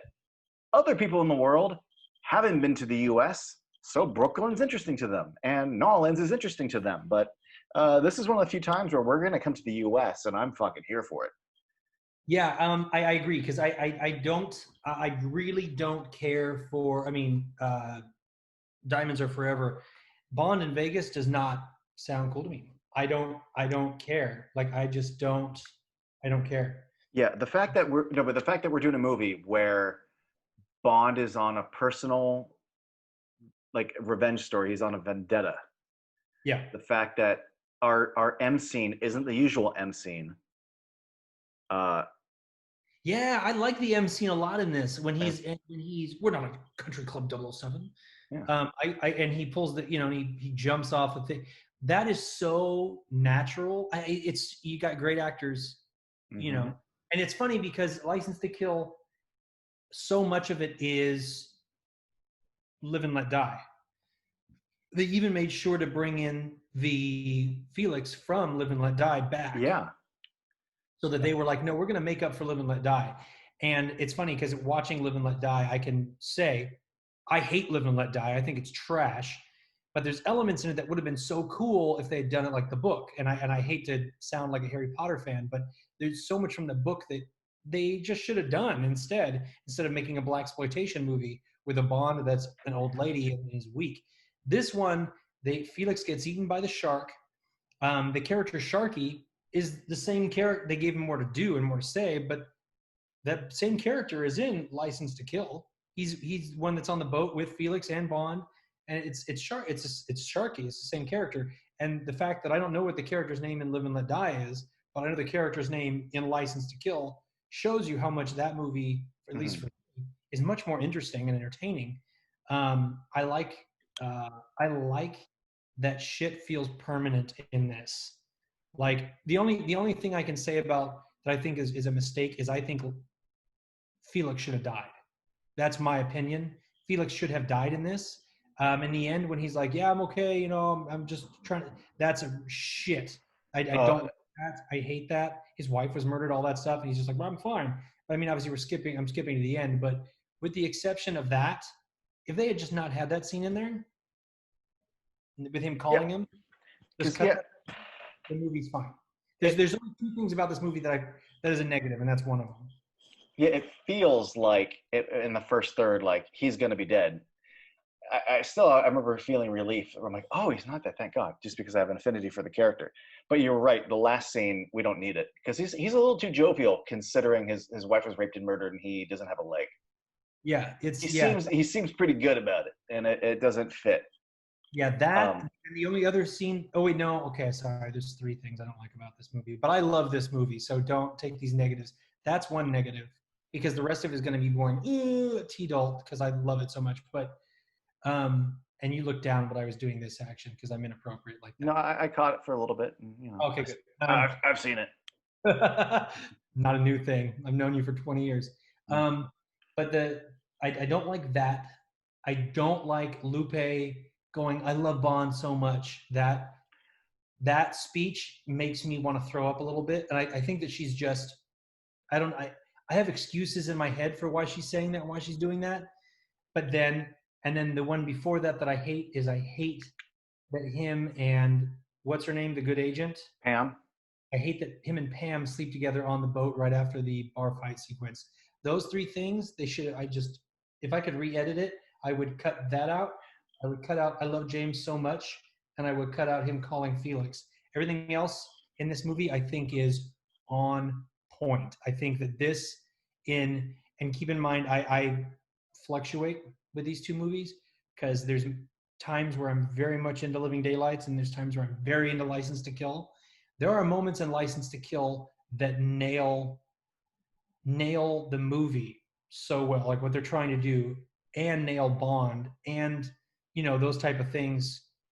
It nails different things that Living Daylights was unable to nail, which is why these two movies go so well together, because everything that the first movie was not, the second movie is, and everything the second movie doesn't have, the first movie had. So you have your complete Bond. You get to see all the facets of Bond you need to see, which is, well, it's tragic we didn't get, because Tomorrow Never Dies was supposed to be the third Timothy Dalton movie, and then GoldenEye was supposed to be the fourth one. The fact that we never got those with Dalton and his style, I think, is tragic. However, I'm so glad we got License to Kill and Living Daylights, and that's what's great about License to Kill, is that it fills everything that we didn't have that we would Correct. want to see. Well, Like, because we have now washed our hands of some of the Roger Mooreisms, but it's not just as simple as that. They also take it into a new direction. yes, They don't absolutely. just kind of go more serious with it. In fact, I didn't realize how much credit I think I need to give this, because we talked about how like the current Daniel Craig movies definitely are aping, not in a bad way, but they are aping on Her Majesty's Secret Service. However, I don't think you get to that point without this movie making the pivot first. Yeah. Oh, I Um, agree. I this agree. is the Like, first Bond movie to be rated PG-13. mhm. The first one to ever actually have to like go to the MPAA and like make cuts. Yep. Um, and Shark scene was way worse, apparently. yeah, I believe it. It's already for what kind of movie it is. It gets reaction from me, and then also Benicio del Toro getting grinded up. I mean, Benicio del Toro's first movie. yeah, and he's That's great. so. Like there's not a lot on paper for him, but he has an energy to him, and you definitely believe his bond with Robert Davi. Oh yeah. Oh, That, Robert Davi, bro. but he has like this cockiness to him, like because Benicio del Toro, great actor, but even when you're looking at like Usual Suspects and the strange choices he made with his voice, going all the way to Last Jedi and his stutter, like he's always had these interesting choices, and even though he doesn't have full range here to do whatever he wants, he still has. There's something about his attitude in this. Yeah. Oh, it's great. He's great. Um, First of all, from the beginning, I love the idea that we've got an American op and James is going to tag along. Yep, it's great. But one of the things I've appreciated, I've noticed this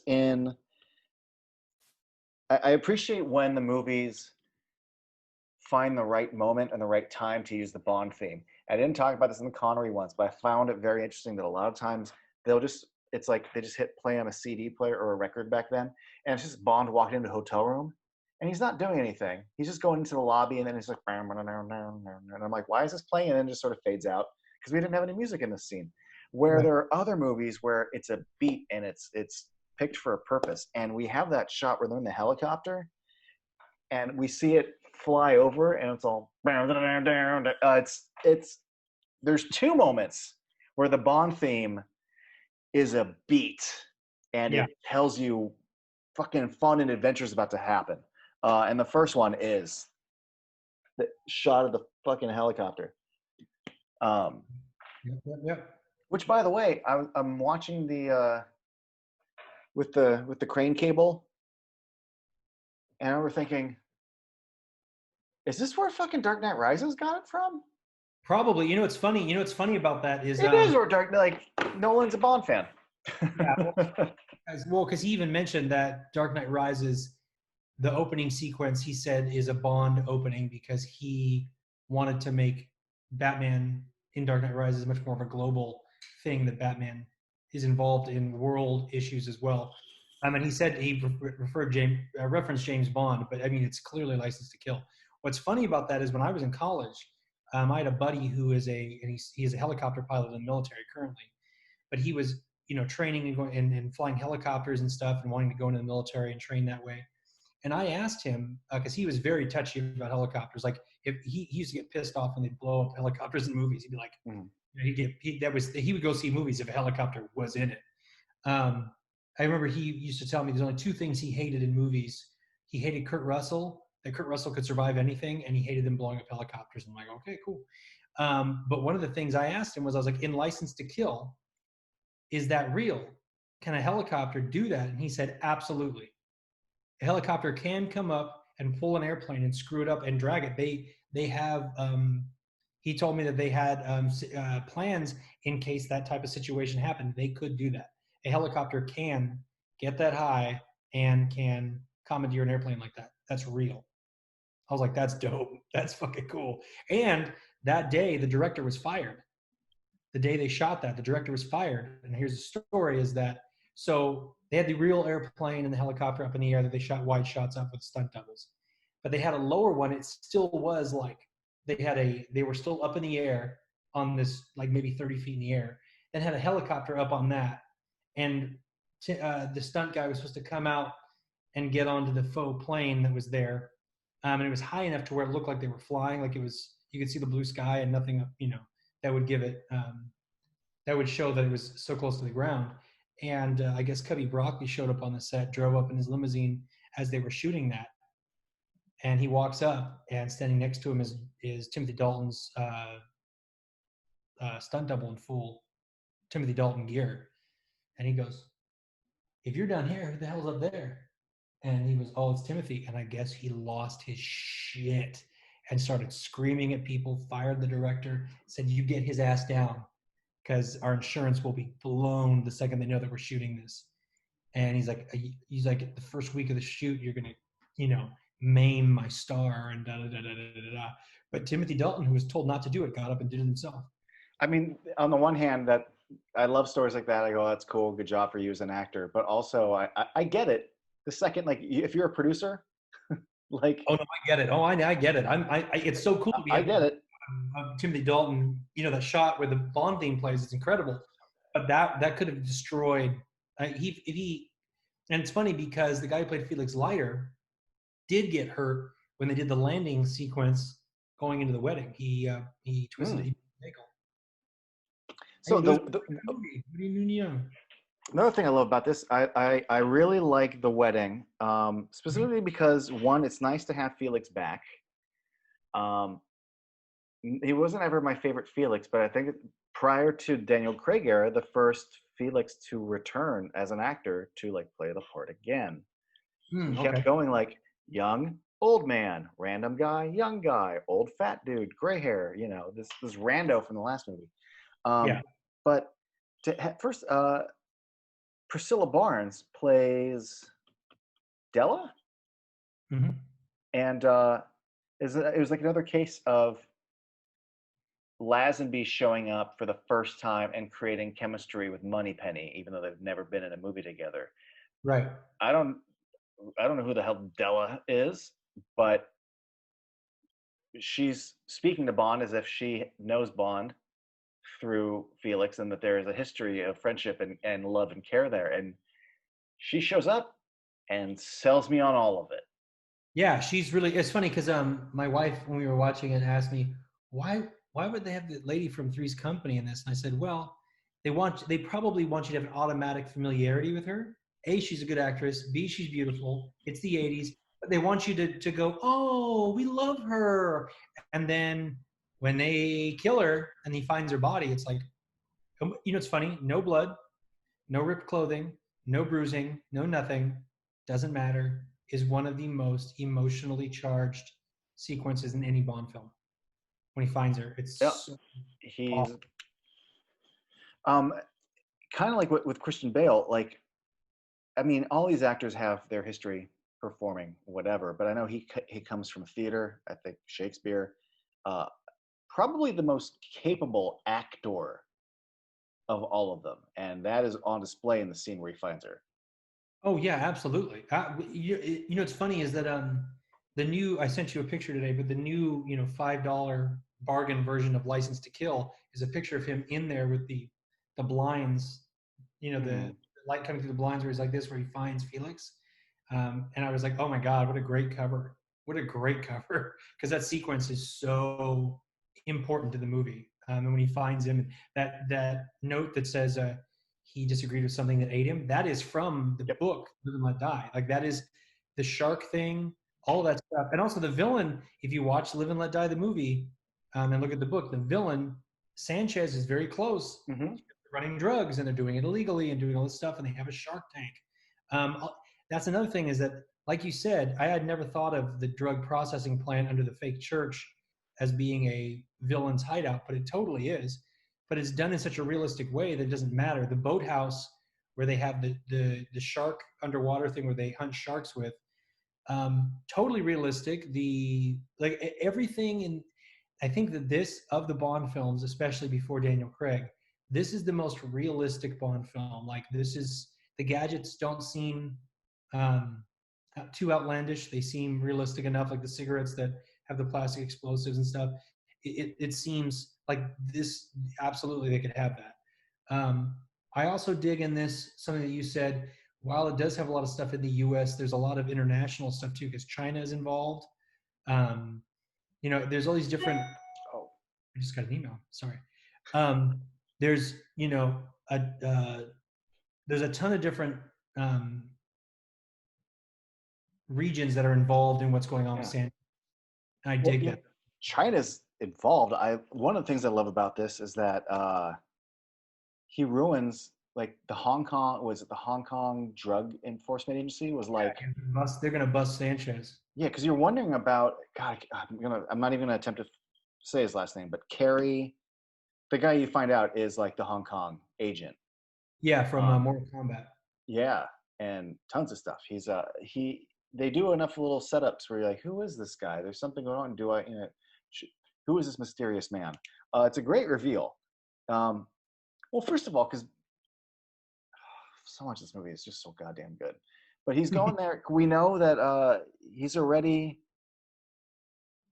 think he's already staked out Robert Davi's place, and he knows the glass can't be shot through, so he plants the explosive. So now he's across the way in this building, and I'm ready for this. I'm ready for it to happen. And then ninjas. Yeah, ninjas. So the movie surprised me because I'm still like, all right, ninjas, even though they're dressed like ninjas, which are Japanese. Yeah. But this guy's from Hong Kong, so fuck it, whatever. We're not going to get into why this is stupid and shitty. But he bought in Japan, dude. But no, there's two moments in this movie where Bond ruins someone's op. Yeah, the whole time it's just fucking up. It's like Raiders of the Lost Ark. Yeah. I like when that happens. Maybe I know some Bond fans who disagree with me. Like, I love when Tracy saves Bond at the ice skating rink. Absolutely. I was having this discussion with a friend of mine a couple of years ago, and I'll never forget. I'm like, she's my favorite. Why? Because she saves him. He goes, see, I hate her, and that's why. I go, why? I'm like, I love that she saves him. He goes, I don't ever want to see Bond have to get saved. And I go, no. I like when things get broke, they break the formula. I like when he is not some infallible guy. I like that he fucks up people's ops in this, that his bullshit is ruining 2 or 3 years of Hong Kong DEA work. Yeah, I It just totally. complicates things. It doesn't make things a point A to B to C. Here's your beats. Which leads me to one of the things I really like about this movie. Well, two beats. One, Robert Davi's villain is not a two-dimensional man. No, They no, no, no. really write in the idea of the trust and loyalty and how much that matters to him. Yep. So there's all these, he more so than most Bond villains, he gets real character and real little things to chew on as an actor to develop a real character, while Absolutely. still having menace and purpose. But that sort of thing allows Bond to, I love that Bond goes to casino and is like, take me to him. Like, I just want you to take me to the villain because I want to look at this fucker in the fucking face. And he goes in there and sells himself as an assassin. Yep. I make problems disappear or whatever the fuck. But I love that we like the relationship between Bond and the villain.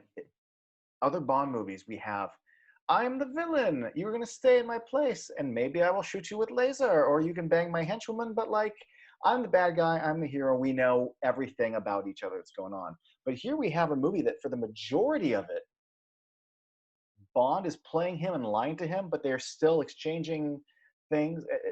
He thinks he's forming a relationship with Bond. Like, he earns his trust and his sympathy when he fucks up the Hong Kong op. So that when Robert Davi shows up and thinks the Chinese tried to kill me and they've got Bond captured, oh, I'm going to take this guy to my place and take care of him. And this movie is so fresh.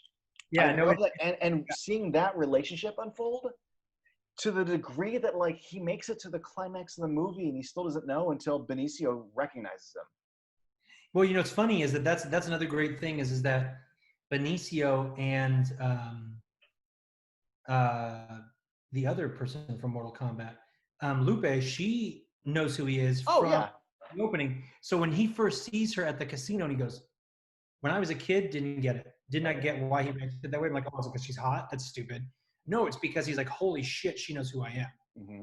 And then he's playing it as smart as he can. And then she lets him know, like, I'm not involved in that. And you do your thing. I'm not going to say anything if you don't say anything. I dig that. It's got a Hitchcock, almost like a Denzel Washington Out of Time feel, where it's like at any second, the slip of this or the slip of that, you're dead. This could crumble. The story is built on maintaining lies and in a way that a lot of Bond movies aren't, where there are personal stakes about choices that people are making to protect this and support, to the degree where Bond knows that he's getting in deeper with him. Yeah. So he's like, hey, I was former British intelligence, which is true. Mm-hmm. He was. But I love that beat where hit one of his little assistants like, hey, do you know who this guy really is? And he's like, yeah, former British intelligence. Yeah. Like, I know things. Yeah, no, it's great. And Sanchez, bro, that is a great villain. He is stellar. He is real. He is scary.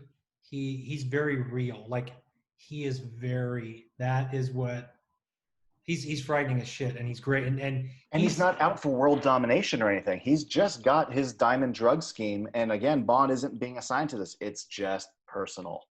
Yeah, and something else that I remember in one of those sequences in this movie where I'm like, fuck, no other Bond has ever done anything like that. When he gets onto the little boat that's going to the little submersible that's going to the airplane, and he's underwater being dragged by it while they're trying to kill him, and then you see the camera and it's him just knifing all the drugs under the water. Mm-hmm. I was like, that is so petty and awesome. And Bond is such a piece of shit. I love it. And then again, the airplane starts throwing the money out of it's so amazing. Well, it's funny that you call it petty, because to me, it's all in the service of, this is what you did to Felix. Yeah. No, the whole thing of like, I'm gonna fuck up your life. But that's the thing, is that Bond has never really had that mentality in these movies. I'm gonna fuck you up. Like, right. Fuck up your life. That's never happened. So to watch him do that, I remember just, holy shit, like, Bond ain't fucking around. Like, it's the message is, this is a guy you don't want to fuck with. Like, don't fuck with James Bond. And I love that. And it's It's very, very believable. They also, something else that I just thought of is one of the great things in Living Daylights and in this is that we don't see Bond in a tuxedo the whole time. He's not wearing a suit the whole time. He's dressed appropriately, and they find creative ways to get him into a tuxedo. So in this one, him going into the casino is very callback to Dr. No feeling. And I dig it. I also dig how he says he's not looking at her, but he's looking at Lupe, realizing, at any second this whole thing could crumble. And he goes, would you go to the bar and get me a vodka martini? And she goes, but James, and he goes, shaken, not stirred. But he doesn't even, and he just says it. And it's just like, yeah, like it's just so cool. And it's even the way James Bond in the last one, the delivery is just so cool, and it's so within the moment. It's like making the gun barrel shot, him turning around and shooting someone about to shoot him. It's that creative. The way they play it, instead of give me a vodka martini, it's not silly. It's not wink, wink. It's give me a drink, shaken, not stirred. Go handle that. I'm trying to handle this. And I dig it. It's my favorite shaken, not stirred. Easily for me, absolutely. Yeah, absolutely. It's hard for me to dig at these movies too much because I like them so much. Like I genuinely get excited watching them. I do dig the setup of the Felix's lighter. Yeah. And he Sanchez on fire at the end, and he says Felix Leiter's name on it. Love that. And it's a hell of a way to get rid of a villain. Oh yeah, and he's got gasoline all over him. Mm-hmm. On fire. That's great. Yeah, I really dig, like we were saying before, when he is essentially water skiing, gets to the plane, fucks up their drugs, throws out the money, well, some of the money. I like that as far as everyone else that was part of that boat, they don't know who he is. But was it Lupe does. So I love the agency of every time later in the movie when Bond's staying with the frick was his name, Sanchez. Like there is a sense of like I'm sneaking to talk to you. Yeah. There is danger. It's never just like, oh, I'm going to bang this girl or whatever. There is, because she's the only one from that boat who actually knows who Bond is. That's right. Again, everything's dependent on keeping your mouth shut or keeping a lie going. Also, that plane part, that's the second time where he gets above water and he's water skiing and the Bond theme happens. Yeah, it's great. And it's sublime. So that's just rad. She as a character, I'm conflicted about. I mean, as a character who's within Sanchez's framework and her keeping her mouth shut with Bond, fine. Her attachment to him, I used to hate, and I still don't know how I feel about it, the scene where she shows up with Pam and Q. Right. First time I saw it, and even up to 2 times ago when I saw it maybe like 2 weeks ago, that seems painful to watch, only because I'm like, nothing has been built here for me to believe that you love him. Get out of here. This is stupid. It's one thing for you to form a bond with him, want to bang him, need his help to get out. Fine. But this last time I watched it, I tried to find excuses for it. And the excuse I found for it, and here's my thing. I'm not even sold on the excuse. So I still don't like it. But what if she's already seen Pam with Bond and you could tell Pam's into him? Is she just saying this to piss her off? Yeah, that's my excuse. That's my excuse. My excuse is always like she's kind of into Bond. She's attracted to Bond. She knows he might be her way out. And then the fact, because also, by the way, by the end of the movie, they pay that off. Lupe's she's a slut. I mean, she gets around. She's cheating on Sanchez in the beginning of the movie. Yeah, she's attracted to power, and she, by the end, she ends up with, some diplomat or something. So it's the same thing. But when she does that, it definitely feels like because also Pam is so, while being actually a really good agent, she is very emotive, and you can see that she's pissed off that Bond doesn't give her information. She's pissed off that Bond, is not giving her the attention she deserves. And you buy it. You buy it. You really, you buy it. And it works because once she leaves, Pam is pissed off that she said that. Oh yeah, and so that's been It my excuse. worked. So if we have the same excuse, then that's going to be my excuse to go. I don't have a problem with it. And you're right, it is supported because she cheats on Sanchez in the beginning. She cheats on him again with Bond. She cheats on him, well, not cheats, but then at the end of the movie, she's like, got another guy. Yeah, So, and that's when she's trying to get with Bond at that event that they're at. At the end, she's mhm. still like just very interested in Bond, and he picks Pam. Great ending too, with him jumping off into the pool. I think that's very very 80s and a great way to send off a Bond movie. It's a great ending for Timothy Dalton's character. Um, uh, because I wanted more, but I love this movie. I haven't officially. We were talking about doing a ranking. I think after we do Daniel Craig, we should just do a ranking video. yeah, absolutely. I don't. I think it's in my. I have to reevaluate everything, but I think this might be my top 5. Yeah, I really think it might be my top 5. I really have my to top look at five. everything. My problem is that I think it's in my top 3. So and that's where it's where it gets. So I'm gonna have to really, now that we've rewatched all these movies, and after now with Daniel Craig, because Daniel Craig's movies, the quality is just so high. They actually care, and they're actually basing it on the books. The characterizations and stuff. Because Skyfall is going to be really highly ranked. Yeah, See, for yeah. me, Casino Royale is gonna be really highly ranked for me. So, Casino Royale is outstanding, but Skyfall for some reason, yeah, we'll have to talk about it when we get there. But um, Casino Royale is outstanding. I just rewatched that a couple well, weeks ago. let's talk about Pam. I love Uh, Pam. the thing I like about Pam, off just on paper alone, is that she's former military. I think Army. She was a pilot. Yeah, So automatically, well, first of all, I like that we meet her in a bar, and she leans. We see that she's got. First of all, it's impressive that you could smuggle discreetly a shotgun into a right. Yeah, bar. she had that. Yeah, I don't know how she did it, but I'm impressed. But within our first, well, not our first scene because we see her at the wedding, at the but our wedding. first real scene, we automatically know that she's capable, not just physically of taking care of herself, but also like mentally, she's got her fucking wits about her, and I appreciate that. But then we get to the scene where they're fighting on the boat, and it's not great that they end up just escalating from that into like hooking up on the boat. But I will say this: it tries to be better in that it pretends that they're like the score. Um, I just watched 6 or 7 Roger Moore movies where they just felt like pornos, where he Yeah, walks into frame and a girl's like, "Oh, James, blah blah blah," and he goes, and then they just go, and it made no sense.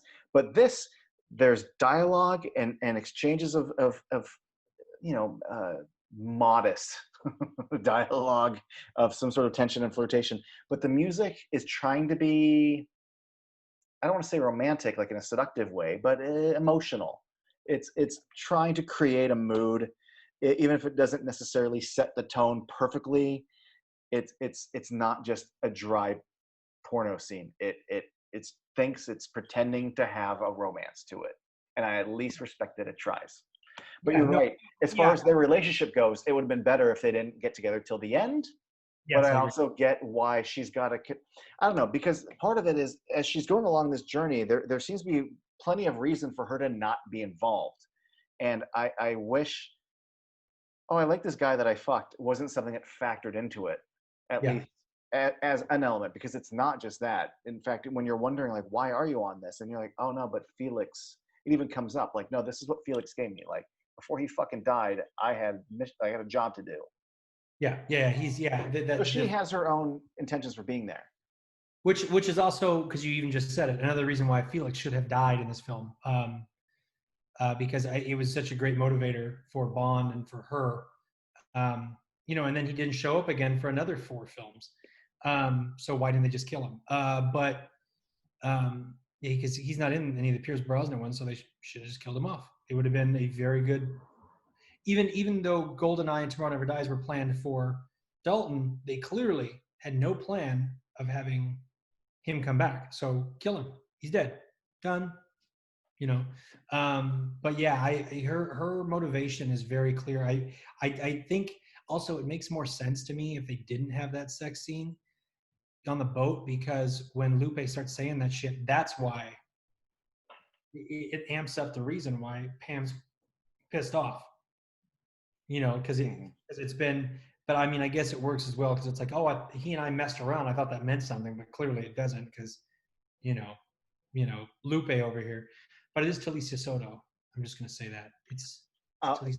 Yeah, I would never forget because It's Talicia Soto, dude. I mean, I'm just saying she's not the sharpest tool in the shed. She gets around, but it's Talicia Soto, bro. I'll never forget seeing Mortal Kombat in theaters. My parents took me in like spring of '95, and Talisha Soto showed up as Princess Katana, and my dad goes, "Oh!" He made like a noise, and I went like, and I went, "What?" He goes, "She's a Bond girl." Your dad cracks me up. Yeah. He goes, "Oh, she was a Bond girl." Like I'm like, "So you're a fan?" He's like, "Obviously." No, she's great. As in general, like I like her in plenty of other things, but yeah, her character isn't awesome. But also another, I have two. I love this movie. There's two little things and like maybe a half thing that I don't think are awesome, and they're really petty. But one, I do think the truck popping a wheelie is kind of stupid. I think it's not to me. I just go okay. It doesn't bother me. It's not enough to ruin a movie. You know, 4 quarters into the film. But it's one of those things where I go, nah. But it's not enough to derail anything. It's just a thing. No, it's honestly, it's not even enough for me to gag because it's also not long enough for me to gag. You know, it's like yeah, and I go, okay, yeah, you know, and keep going. It's very. You usually gag on longer things. Yeah, no. One thing I do like when he hits that ramp and goes sideways. Oh, that's so dope. The tilt is great. It's the pseudo wheelie. Yeah. Did you also know that when he's climbing on the side of the tankard, the gas tankard thing, when the bullets hit the truck, it goes da da da da da da. I have to go back and watch that. Yeah, the bullets go. It goes ding ding ding ding ding. It's so funny. I never noticed it until somebody told me that. I was like, no, it doesn't. It's really funny. It's totally the Bond theme. Do you like it, or are you laughing at it? The only reason I'm cool with it is because it wasn't so like, hey guys, listen, we're gonna. Seen the movie 1,000 times, never noticed it. And when I finally saw it, I was like, oh, that's funny. But it's funny in a way that's you don't notice it until somebody tells you. Okay, I'll go watch it again. The other thing that I hate the fucking winking fish at the end of this movie. Oh, but the statue. That is some straight up Roger Moore shit. And thank God it's the very, very last thing and it's over and it only lasts literally a second or two. Is it just a fish that just glows or something, or what does it do? Yeah, it's like this little fish statue and its little eyelid goes. Like, see, and that might be. They're gonna fuck. See, I don't know. To me, I just saw that as, oh, I bet that thing's real and it's there, and they were like, oh, this is a cool thing to shoot, and I couldn't see them spending money on making that thing. No, that's. I mean, it's. I'm always fascinated by the little things that when things are really bad, but the rest is so good that it overcomes them. And this is minor. This is little, but other Bond movies have done. We'll talk about this more with The World Is Not Enough. Because Christmas Jones is awful, but the rest of the movie is so good that even the suck of Christmas Jones can't weigh down how good everything else is. And License to Kill is in my top 5. They named her for one joke. One joke, and it's funny, but it's you named a character this just so you could say it. I remember being in the theater and going,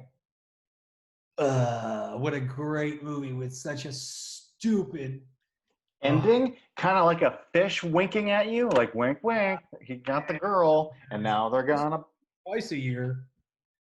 Yeah, same thing. We have 2 movies that end with a dumb little beat, but I do dig him jumping in the pool after Pam. I think it's great. And I love the callback to the dialogue of them on the boat. Yes, absolutely. It's a good callback. Great, great. And then also, oh, sorry, go ahead because we have to get to music because music is. Now that I'm thinking of the ending, I'm thinking of the music. I will just say that see, I'm going to turn 40 in a few months, and I used to be able to. I had an encyclopedia of names, and now names are just gone. So I just go the Donkashane guy, Wayne Newton. Wayne Newton. He's great. He performs ably to the task that is required of him. He is good in the part. It's one of the few times where I'm pulled out and it feels a bit stunty for me, like stunt casting. It did it first for me. I remember even seeing as a kid going, "Isn't that Wayne Newton? What the fuck is Wayne Newton doing this?" No, But and at 39, I still feel that way. right, the way they have him, the character they have him play is the only way you could have Wayne Newton be in there. And he's playing evangelist, which is like it's perfect for him, and he plays it so well. And I also like because there's a callback. Oh God, what it's Dick and Jane. You ever seen the original Fun with Dick and Jane? No, with Elliot Gould, right? It's Elliot Gould, right? Elliot Gould was in it, but it's like Jane Fonda and stuff. Yeah, I haven't. It's really great. You got the original one's really great. But when there's a line where they rob a televangelist, like a religious leader, and his mantra is "I am." So he goes, when someone says, "Who do you think you do?" You're doing, da, da, da, da, da, you say, "I am." Or when they say, "Well," you say, "I am." And he goes, "Sinner, are you robbing me?" And he goes, "I am." And he fucking sues. And there's that feel in this where when he gets taken, oh, bless her heart. It's so, I love that. And Bouvier fucking robs him. I dug it. To me, that was fun. I thought he was really great as the preacher, the TV televangelist. I love that. I thought, and you're right, it's stunt casting. It easily is because he's a huge Bond fan. But if they were going to put him in something, that's instead of him being, someone on stage in the background or some bootleg guy who gets killed in one little dumb scene, he plays a character that's in line with where his talents lie. Right. It's not like Madonna playing a fencing instructor or something gratuitous. Oh, you mean Roger Moore 2.0? Yeah. Yeah. Yeah, Madonna playing. Yeah. Before we get to the music, I still have to give props to once you leave the evangelical compound. First of all, everything there is great, but all the stunts, they'll climax the movie with the truck. The 4 trucks, and it's 4, and we systematically get through them. I love the climax of this movie. I love the stunting. It really delivers a lot, even before we get to, like, my nipples are already hard with the truck sequence, and then I nut when we kill Robert Davi, like, yeah. And pulling out the lighter, because it's a nice little gesture in the beginning of the movie, but all of a sudden it rings. And I forget, we already had the Felix lighter like way long ago, so I already have a history with seeing a lighter. Yeah, the music. We lost John Barry, but we got Michael Kamen. Yeah, Michael Kamen, dude. And there is some Lethal Weapon Michael Kamen calls in this that definitely feel Lethal Weapon-y. His body of work. I mean, I remember I first became aware of him. You're probably going to judge me for not being aware of him sooner, but he scored the first X-Men movie. Wow, you waited until like 99 to know who he is? Yeah, 2000 was when it came out. And and then I remember finding out, like, oh my God, Michael Kamen's been doing this for a few decades. Yeah, dude, his greatest score, in my opinion, is Brazil. I think Brazil is his greatest score. That movie, much like Blade Runner, is so, like, the feel of the movie is so important, and his music in that movie is just stellar. I had that soundtrack, and I listened to it throughout high school. Got through high school was listening to the Brazil soundtrack. But the Lethal Weapon movies are stellar, and he is stellar doing them. In Brazil, I mean, he's done, more scores than I have letters in my name, but he's incredible. And the fact that they went, this movie is going to be a true classic Bond movie. So we're gonna put in hints of um, Goldfinger. Um, I dig the fact that they use a lot of the Goldfinger cues, especially in the main title. The opening song. Dun dun dun dun dun dun. It's so stupid good. The song. It's funny because people are like this song's. I've seen reviews where people go, "This song sucks. It doesn't suit the movie." And then I'm like, "It does. It totally does. Like it's tragic and Bond feeling, but it's like it's a tragic like and I've got a license to kill whoever tries to take your heart from me and blah blah blah. Like, yo, and then there's I don't know. Tim, also, it's a weird call, but it's a call to Sanchez murdering Lupe's lover because he promise you his heart, give her his heart. Like it's like there's weird calls like that in the song. Yeah. And the song, I think it's so well done because I like Bond songs.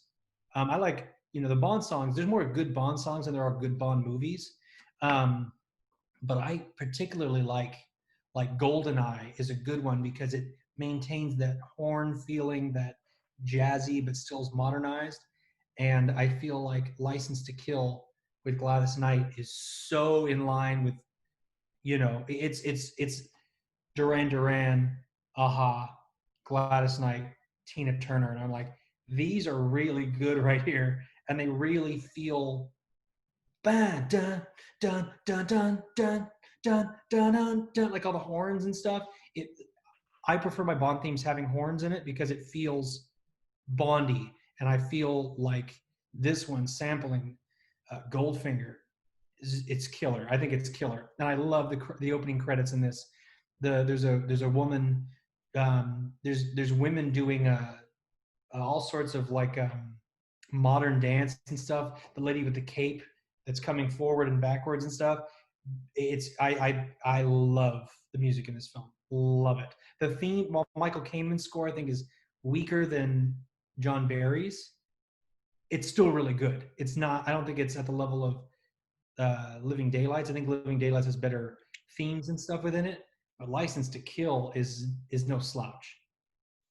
Yeah, it's there are definitely more that I could when it comes to simplicity of like, well, could I hum that tune later? Like there's some that I like more than this, but it's definitely pretty high up there. I like it more structurally and for what it's saying than the actual melody of it all. But I agree with you. I think it does it might do a better job of, instead of setting, because there's certain movies where you need music to set the tone, and Michael Kamen is very good at that with like The Weapon and Brazil and that type of stuff. Even with X-Men, very good at setting the tone of the film. But with this, it's much more like the film is the film. I'm doing something that goes with it and kind of frames it. And I feel like that is kind of what this score does. I dig it. I think it's fucking great. It's interesting that he did Lethal Weapon because this movie, while not chasing a trend the way others have, you could tell it's definitely a product of the era of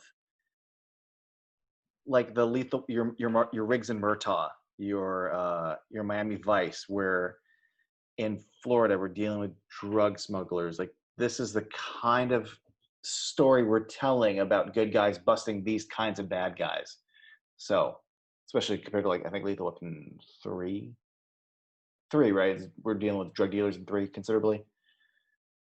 I saw Lethal Weapon 3 once. Yeah, three is drugs and weapons and the cop killer bullets and everything. Yeah. Yeah, I mean even like Predator 2, like we're gonna, which is a few years later, but we're always. It's funny that you mentioned the opening scene with Sanchez and Lupe and her lover. Let's say you're growing up on, or you're familiar with Roger Moore, and then you get to this movie and you have a fun, rousing opening action sequence with a helicopter. It's good times. And then he shows up and he starts whipping this girl. Yeah, like it's intense. Yeah, It's rated PG-13. Got it. This is not like. Again, I don't agree with him, but I get where if this is where you're coming from. This is why you don't like these movies, maybe. Yeah. This is not a car that goes underwater like a submarine. This isn't a little alligator that you can hide in. This is us whipping the shit out of our Bond girl. Yeah, or we just tied this guy up and we're gonna fucking feed him to a shark. Like it's so like much more real world as opposed Yeah. to fantasy. And these Colombian drug Yeah. lords are bad dudes, and he whips the shit out of her, and you're just like, oh my god, like this guy's a monster. Bond comes into in Goldfinger. He comes into the hotel room and he sees a girl dead, covered in paint, and Connery's. But like now we're showing someone raped and murdered, and we're really getting a response out of our Bond. And not to say anything about Connery, but this is bigger steps into different kind of storytelling. And Jesus, to me, it all starts, I think, with whipping. Yeah. Oh yeah. And he tears that. Give her his heart. And he, Yep. and then one of the guys goes, "Did you see what Sanchez did on the guy you were sleeping with?" And you're like, "Oh my god!" And then when he finds her, and then Felix is missing a leg and is all chewed up and stuff. Like it's a lot. Like we're going. Like He, it's this Colombian drug lord movie.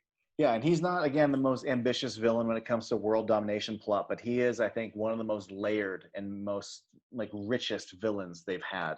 It's funny because there's so many different Bond movies where like the movie is not my favorite, but like the song is, or the villain for this, or the but this one is in my top 5, but also has, I think, is it my favorite villain? I think it might be.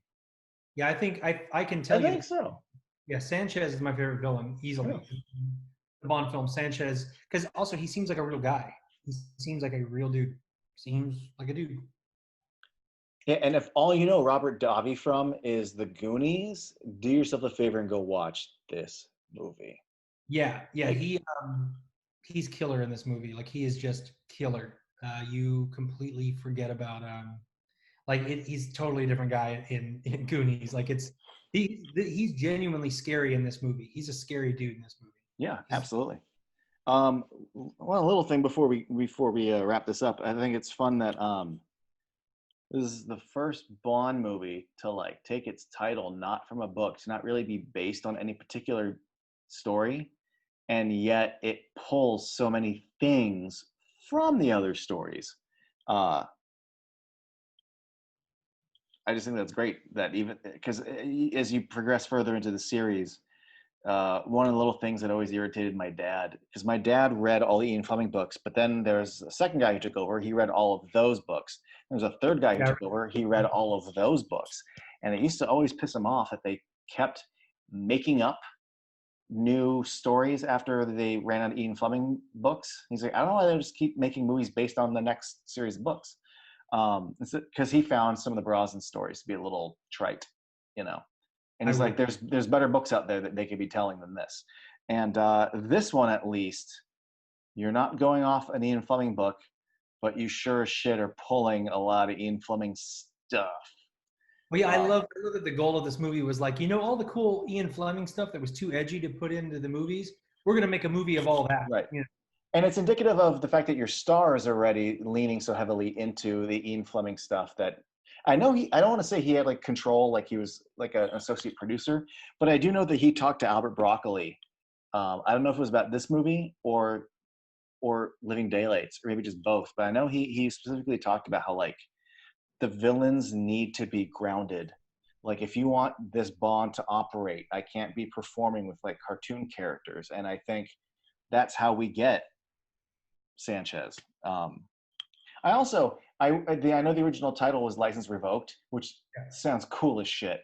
I remember I originally kind of held it against this movie when I was younger, that like I thought License to Kill was such an uncreative title because it's already, those words exist in the Yeah, universe. I don't want to see that applied as a title. yeah, And now I'm fine with it because he loses License to Kill, and it's fine. We've already used other things that exist in the universe, right. or adjacent. GoldenEye was the compound that Ian Fleming lived at, and the world's not enough was the family crest. Like we've already used things, so that's fine. Spectre being the name of a movie and not just an organization within it. So I've gotten used to License to Kill, but License Revoked is fucking dope sounding, and it tells you the movie.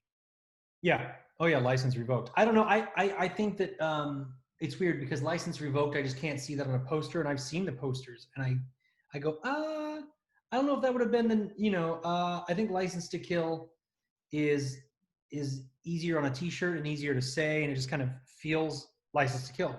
License Revoked.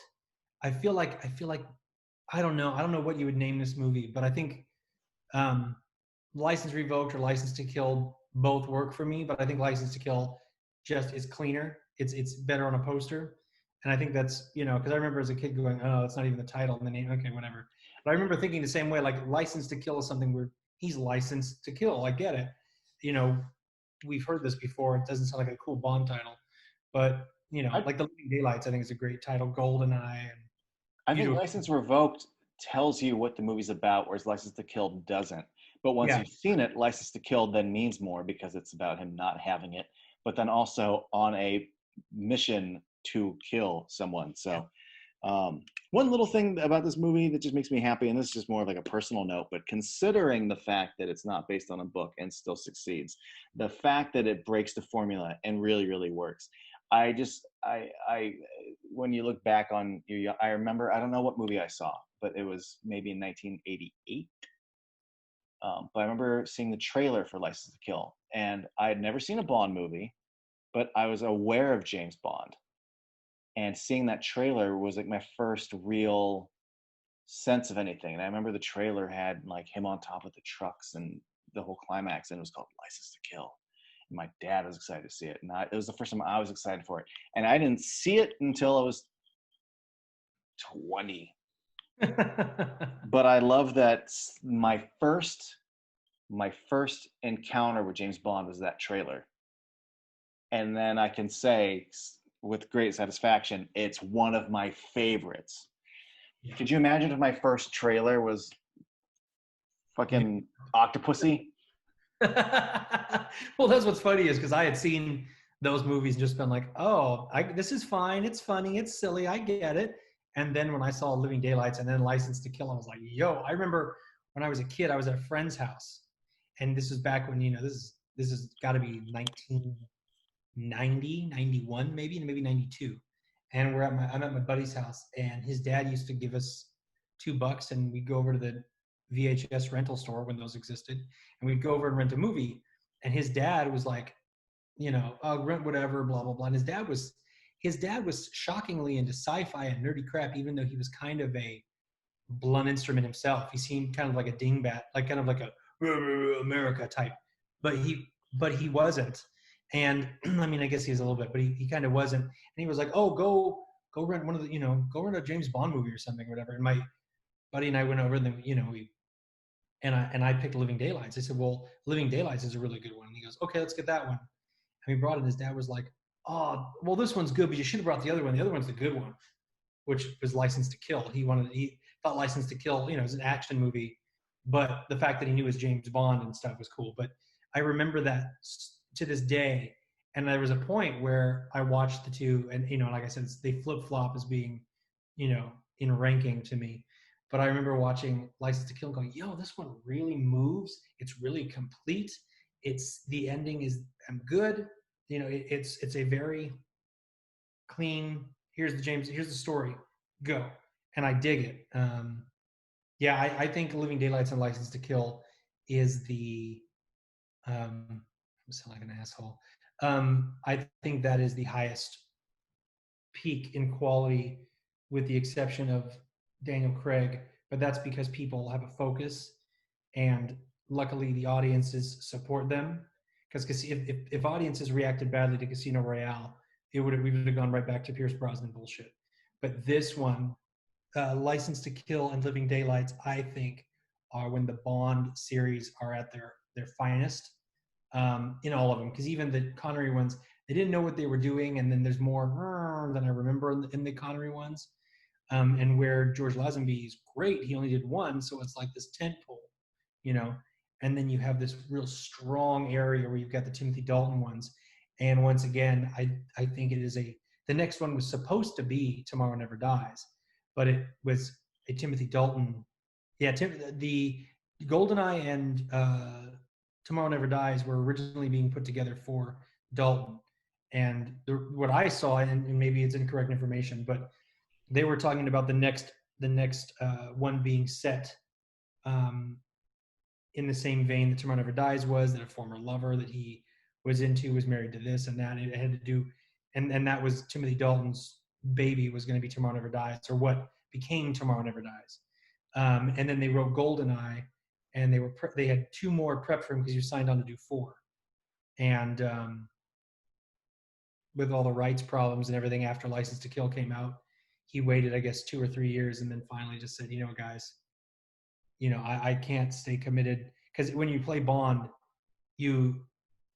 once they set the schedule, you have to set your life around it. And what I heard was that Timothy Dalton was like, I can't do that. I love stage. I love acting. I love working. You can't have me on hold for 3 years and not expect me to get pissed off. So he did The Rocketeer, and then he started doing other stuff. And it's tragic. It's tragic because I can only tell you how amazing Goldeneye would have been with Timothy Dalton. And it is Pierce Brosnan's finest hour as Bond. So I'm glad he had that. But I completely agree with you, though. Like, that movie would have been even better. Like, first of all, he shows up in Living Daylights and is great. I like the movie and I like him in it. I also, not only do I like License to Kill more, I also like him in License to Kill more. And it's nothing to do with his performance in the previous movie. It's just what they put him through in this gives me even more of what I want out of a Bond. It's also more involved, in the creation of License to Kill than Living Daylights. Yeah. Now, to take what he goes through in that movie and gives me what I want out of Bond, if that actor goes into Goldeneye and loses 006 in the opening scene, for England, James, for England. So I would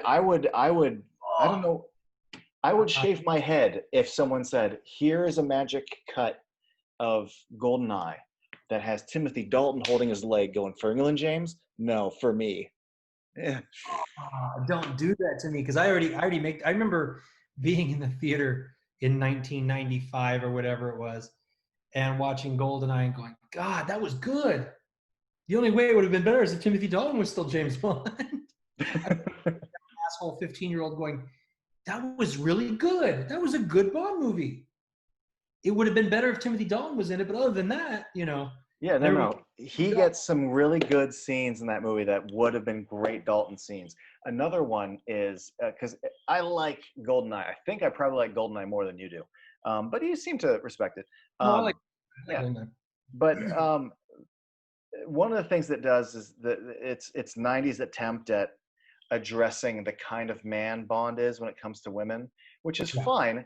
Go for it, but write it well. And it's a little soap opera-y. It's a little shallow. It's not very deep, but it's what keeps me alive. No, it's what keeps you alone. That scene, it's a little laughable in Goldeneye the way it is now. And it's still the same dialogue, but I guarantee you, if Timothy Dalton was saying it, it'd have been really good. He'd sell you more on it. Yeah. Also, I would do the on the top fight with Timothy Dalton would have been believable. Because when she kicks when they're fighting, I'm like, how is he not broken in half already? Because she could kick his ass. And that's my problem with Pierce Brosnan, is it takes me back to Roger Moore not being believable as the guy who does this stuff.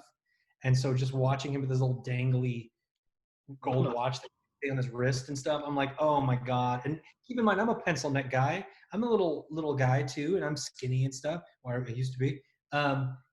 And so, my watch slid up and down on my wrist. I get it, but I'm not James Bond.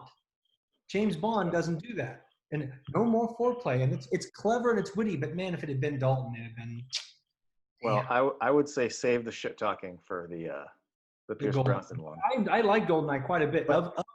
Of his movies, I would say Goldeneye. Well, we'll talk about it. Yeah. But I will leave us with this little thing that I'm glad you brought up Xenia Onatopp. Because in Living Day, she's not the same character name, and she's definitely not the same performer, because she's a thicker person than much thicker, than who we ended up getting. But she's on the roster. It's great. Well, it's funny because when I saw Goldeneye, I was like, wait a minute, isn't she supposed to be a fat chick that's a hit woman from Yugoslavia or something? And then it's funny because I watched the movie and I always think back to Living Daylights, where they put the picture up of the big lady in the gray sweats or whatever that squeezes people to death. it just endears me to GoldenEye even more now because you're calling back to a Dalton flick, and that's just cool. Well, and also something we didn't say about License to Kill that's very important is that it calls back to On Her Majesty's Secret Service in reference to his wife, which also is why what happens to Felix and to his wife is so damaging to Bond, because now it has happened to Felix. Mm-hmm. And, you know, he was married once, but it was a long time ago. Should I say something wrong? Like, it's so good. And Dalton plays it. No, not for me. And like, it's just so well done. And like I said, I always think of On Her Majesty's Secret Service, License to Kill, and World's Not Enough as a trilogy almost, because they always reference back to On Her Majesty's, and where For Your Eyes Only did a little bit, and even The Spy Who Loved Me. That's one sequence, but all of License to Kill, you get that Lazenby themed Bond, even in Living Daylights, but really in License to Kill. And then the reference in World's Not Enough is outstanding as well. 100% agree. Yeah, so I can't say enough about how much I'm sure I missed 1,000 things, and we've been speaking for 2 hours. But I love Timothy Dalton's James Bond. I don't think we ever got back to that. I think Daniel Craig's great. We'll have to talk through Brosnan and Daniel Craig, but I think this is the high point for the franchise. And when someone says James Bond to me, I think of these two movies. I don't think of much else. I think he's the closest I've ever seen to anyone getting the character completely right. And obviously his intentions were to pull from the book. And anytime I talk to people who don't like him or just explain my rankings to someone, Timothy Dalton, I'm like, well, he is the closest to the book is always the first things out of my mouth. So I'll just say that it's the silver lining for me is the tragedy is that we only got 2. But isn't it nice that we still got these 2 really fucking good ones? Yeah, they're really good. Yeah. Versus maybe some more mediocre ones or even just having the one. Like, I can at least treasure these 2 and know that they're both, not only are they solid, but one of them I think is fucking awesome. I do wish he had done at least GoldenEye, because I think that would have been a great third act to his trilogy. And you go, there it is.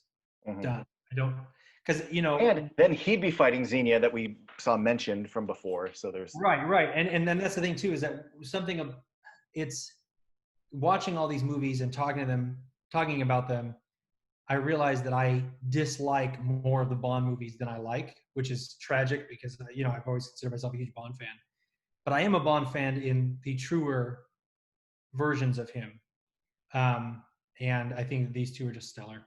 I think they're just this and On Her Majesty's Secret Service and Dr. No and From Russia with Love are easily the best of the Bond films. Like, these are, like, I'm not ranking yet, but I would definitely go, this is easy because these 2 go over here with these, you know, and then we can look at the rest of the shit later, but these go over here. And I think it's tragic we didn't get more. And people that talk crap on Timothy Dalton either are obsessed with silly comedic nonsense, or they just, you can't say you love Daniel Craig and you don't like the Dalton ones. It doesn't. I've heard people say that, and I go, you haven't watched the Dalton ones clearly. Or they what? They say that I know people that have said they like the Daniel Craig films, but they don't like the Dalton films. And I go, that doesn't make any sense. They go hand in hand. Yeah, you have to. Daniel Craig, even the guy who played Q, Desmond Llewellyn. Yeah. My apologies. Q. He said his favorite Bond was easily Timothy Dalton because he was the one that was the closest to the book. And I'm like, there it is.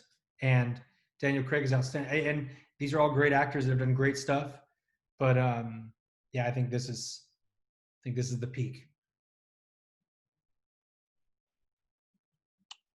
I'd have to revisit Daniel Craig later to see how much the peak, because there's a lot that I like that Daniel Craig era. Oh, me too. I'm a Daniel Craig fan, trust me. But the character's performance of Bond, I would say, is the peak. Yeah, absolutely. You got to do a Ben Affleck and just look at me and go, I agree. Well, yeah, we need to do the little sad. Hello, darkness, my old friend. Yeah. I'm faking the zoom in. I agree. Oh, Batfleck. Oh man. But yeah, these are my favorite James Bond movies. So I think they're incredible. And we should rank them because that'll be interesting. Yeah, we'll do that later. So yeah, that's that, man. Until The truck next is in time. License to Kill, not Living Daylights. Say that again. The truck is in License to Kill, not in Living Daylights, and it's in the last 15 minutes of the movie.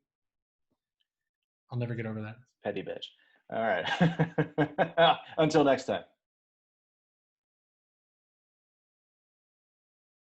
Hey, it's John Carlos, and I'm here with insert your name. Oh, you want me to say it? Fuck you, I'm starting over again.